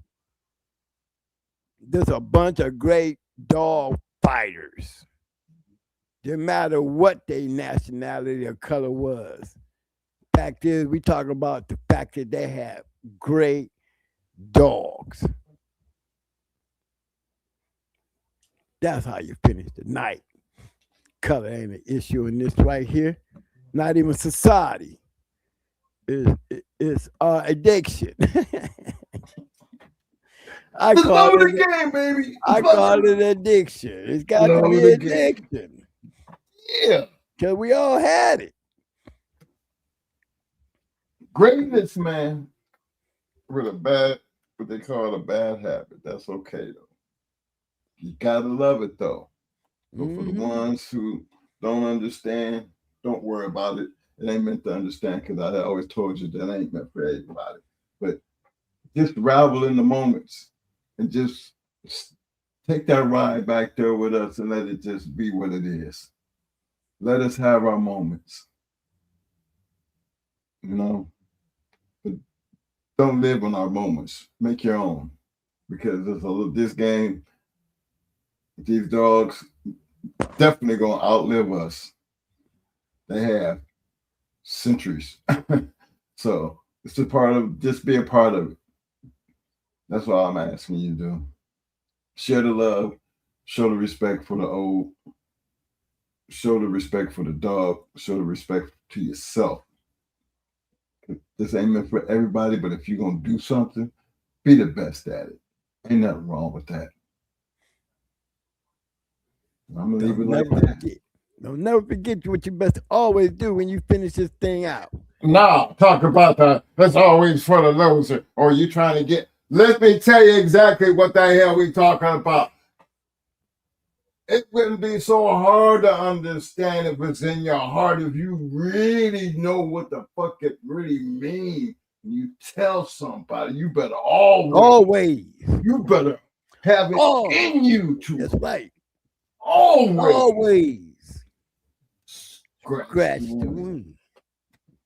You don't know what that means. You don't know the in-depthness of how real you got to be able to do that. Then you ain't got no part of being that. You won't even try to explain something that you can't fucking understand. Let it alone. Sometimes that shit be sounding crazy to me. The fuck you trying to explain something in a manner of such when you know damn well you don't have no idea what the fuck you talking about, because it ain't about what we did. It was the reason why we done it. Right. Because we wanted you to feel that pressure. Because you ain't no two curs walking up out of here tonight. You got one standing between your legs, but I'm going to show you. Get that money, man. Money, baby. That's right. Goddamn bag, baby. Get that bag. Give you yeah, look, I feel like we were doing the losing team of damn some justice. What you think, Mo? Me too. I mean, I'm thinking that this is your chance. I used to tell them that at the scale. Oh, you know, we ain't got to argue about it. You know, I used to talk them into it. They give you a chance. But shit, man, you ain't coming in here to lose, is you? You talking like you already lost. Already lost and shit. Shit. All that no shit. No, this is real bulldogging, bro. We're gonna be bulldogging tonight. This is the real shit. Ain't no two curs coming up out of here. We're gonna make sure of that. Period. Now we gonna flip on it. Ain't nobody dictating shit here, but we gonna look. I'm putting it on the table. It's gonna stay on the table until somebody tell me it ain't. So get the coins out. Some of them ain't. Bulldog. You ain't shit. Twin, you ain't saying shit. It's on. That's right. Real bulldog would be like, that's cool with me. That's cool with me. Shit, let's do it. That's right. The ones already come in with the feeling they gonna lose anyway. The main ones start to holler. You scary motherfucker. You like, if my shit standing there, they gonna up and run. Shit, man, I ain't even thought about my shit standing no damn where. All I'm thinking about is I'm coming to get that bag, and ain't two curs ain't walking up out of this shit show here, not this one. That's all. That's all we saying. Ain't no two curs coming up out of here. And that's just being straight solid. Why can't you just do the courtesy scratch? There's nothing on it. Ain't nothing on it. What's the purpose? What's the purpose of a courtesy? Courtesy shit. Right. This is more than a courtesy that I need. This is a damn declaration.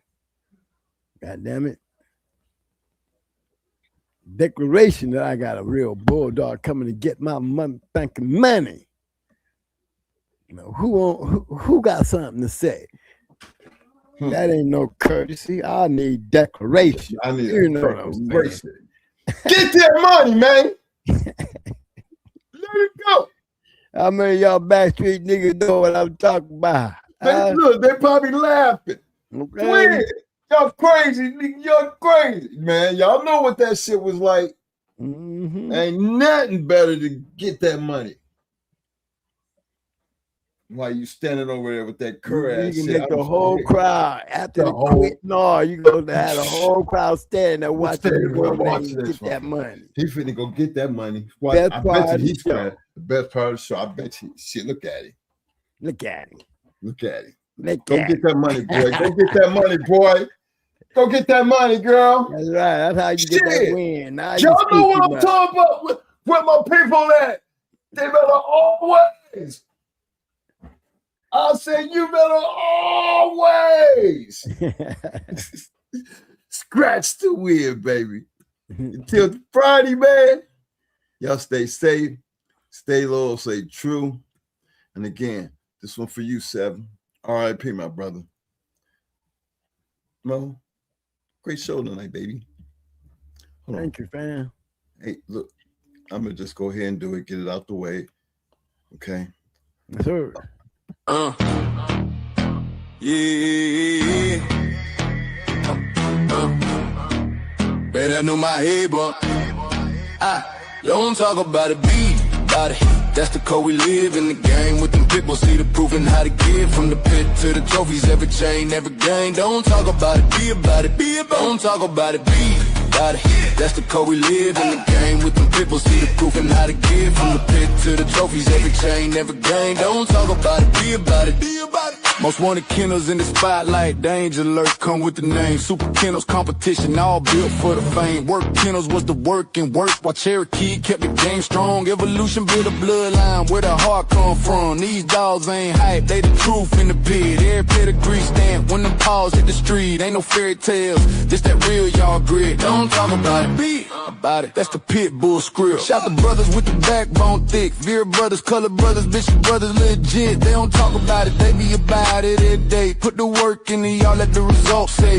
Them boys on the rise, yeah the circle stay tight. Plow boys, wall boys, Havana boys in the fight. Different flags, same ground, same fire, same spit. Don't talk about it, be about it. That's the litmus test. Legend of doom, behind set tone.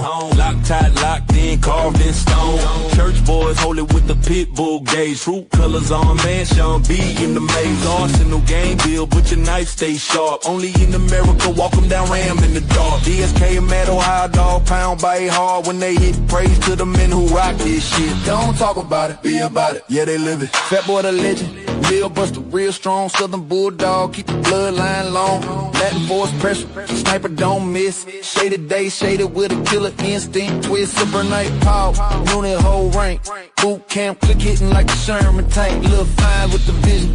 Tennessee dog pound, got their eyes on the pit. All legendary, really the shit. Don't talk about it, be about it. Yeah, they built it brick by brick. Talk about it. Yeah, they built it brick by brick. Talk about it. Yeah, they built it brick by brick. Talk about it. Don't talk about it, be about it. Don't talk about it. That's the yard law, from the pups to the legends. Everybody stand tall. Every name on this track got a story that's lit. Don't talk about it, be about it. Every name on this track got a story that's lit. Don't talk about it, be about it. Call this some legendary pit bullshit. Pit bullshit. Pit bullshit. Pit bullshit. Pit bullshit. Pit bullshit. Pit bullshit. Pit bullshit. Pit bullshit.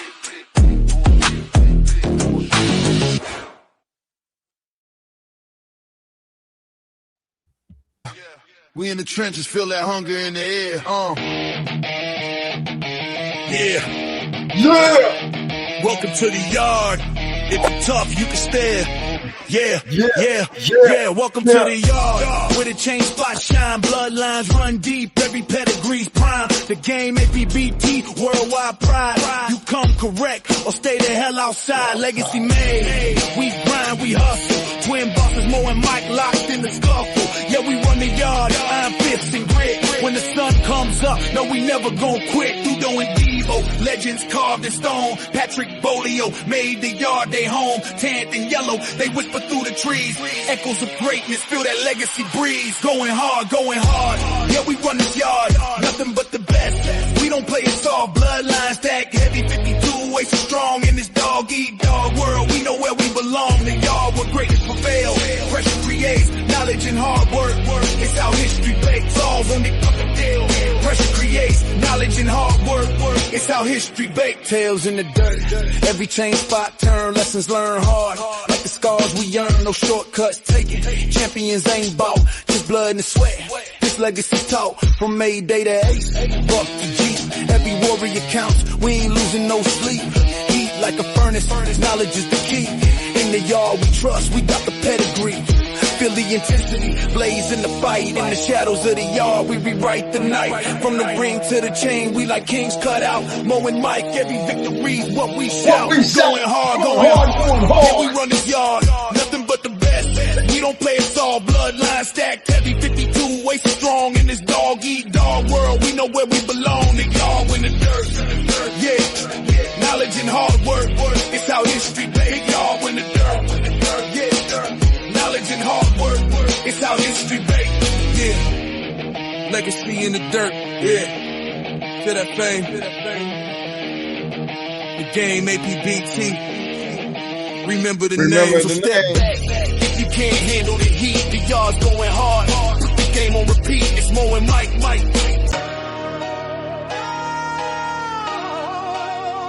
Yeah. Ciao.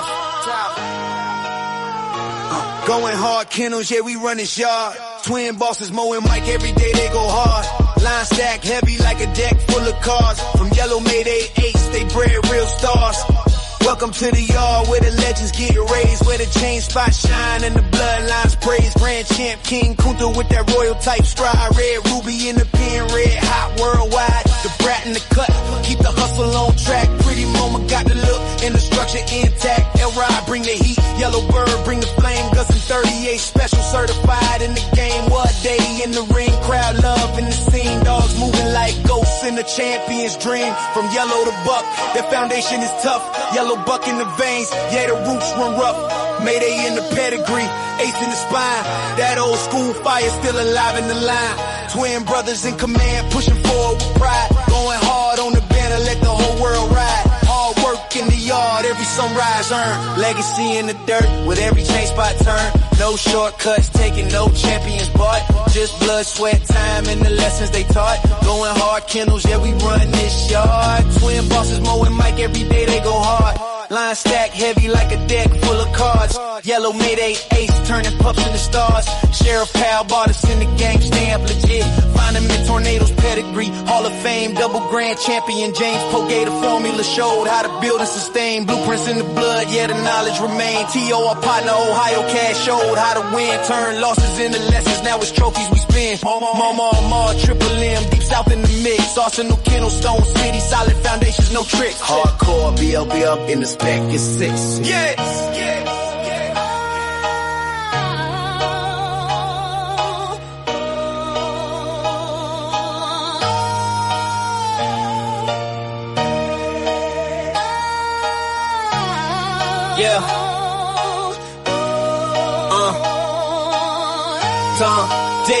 Tom, Tony Wade, Southern Kennels, real ones through time. Time from Pro Set, Windy City, combined in place, low type, apex, pressure built for the chase. Gotta eat boys, black ice, hunger sharp as a blade. Third verse for the legacy, every debt fully paid.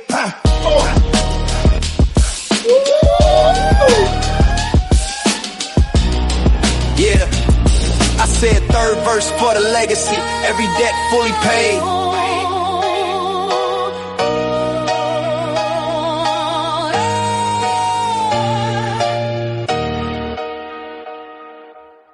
Yeah, it's Mo and Mike in the house. Going hard with the legends, paying homage, you know. Yo, Twins Mo and Mike, we running this game. Legends in the making, never gonna be the same. Kennels popping hard, these game dogs raised right. The brat, pretty mama, they shining so bright. La Mayday, what a day, they breathe the heat. Red Ruby L-Rod, they can't accept defeat. With 38 special and yellow bird, we top tier champions, grand champions, ain't no fear. Run the register of merit, we got the elite. Mayday bug Jeep, yellow Frisco, feel the beat. Females like honey bunching awesome, baby, we tight. Bloodlines strong, spreading knowledge, taking flight. Scratch to win, don't talk, be about it. APTO, the modern Earl Tudor. Got in the pack, making moves like a tutor. APT, family thick, like legends in the game. Legend of them, Triple M. Shout out the name, Deep South, Roadblock. We upholding tradition. Mama, Southern Kennels, we got that ambition. Hardcore here, the Stone City brings the fire. The Abrahams, the fam lifting us higher. Run the register of merit, we got the elite. Made a buck Jeep, yellow Frisco filled the beat. Females like honey bunches, awesome baby, we tight. Bloodlines strong, spreading knowledge, taking flight. Fresh to win, don't talk, be about it. Be the real deal, you know it's true, no doubt about it. Listen up, respect the hustle, respect the grind. Ben, Nate Dogg, putting in work intertwined. Keeping that legendary status alive, you feel? Don't hate on the ride, catch the bus, we keep it real. What's history without a future? We pay the way, Captain. We make it happen, that's the play. So here's to the champions, run the race, stand tall. Twins, Mo and Mike, we gon' answer the call. Legends in the game, yeah, we holding it down. In the world of game dogs, we wearing the crown. Run the register of merit, we got the elite. Made a buck Jeep, yellow Frisco filled the beat. Females like honey bunching, awesome baby, we tight. Bloodline strong, spreading knowledge, taking flight. Scratch to win, don't talk, be about it. Be the real deal, you know it's true, no doubt about it.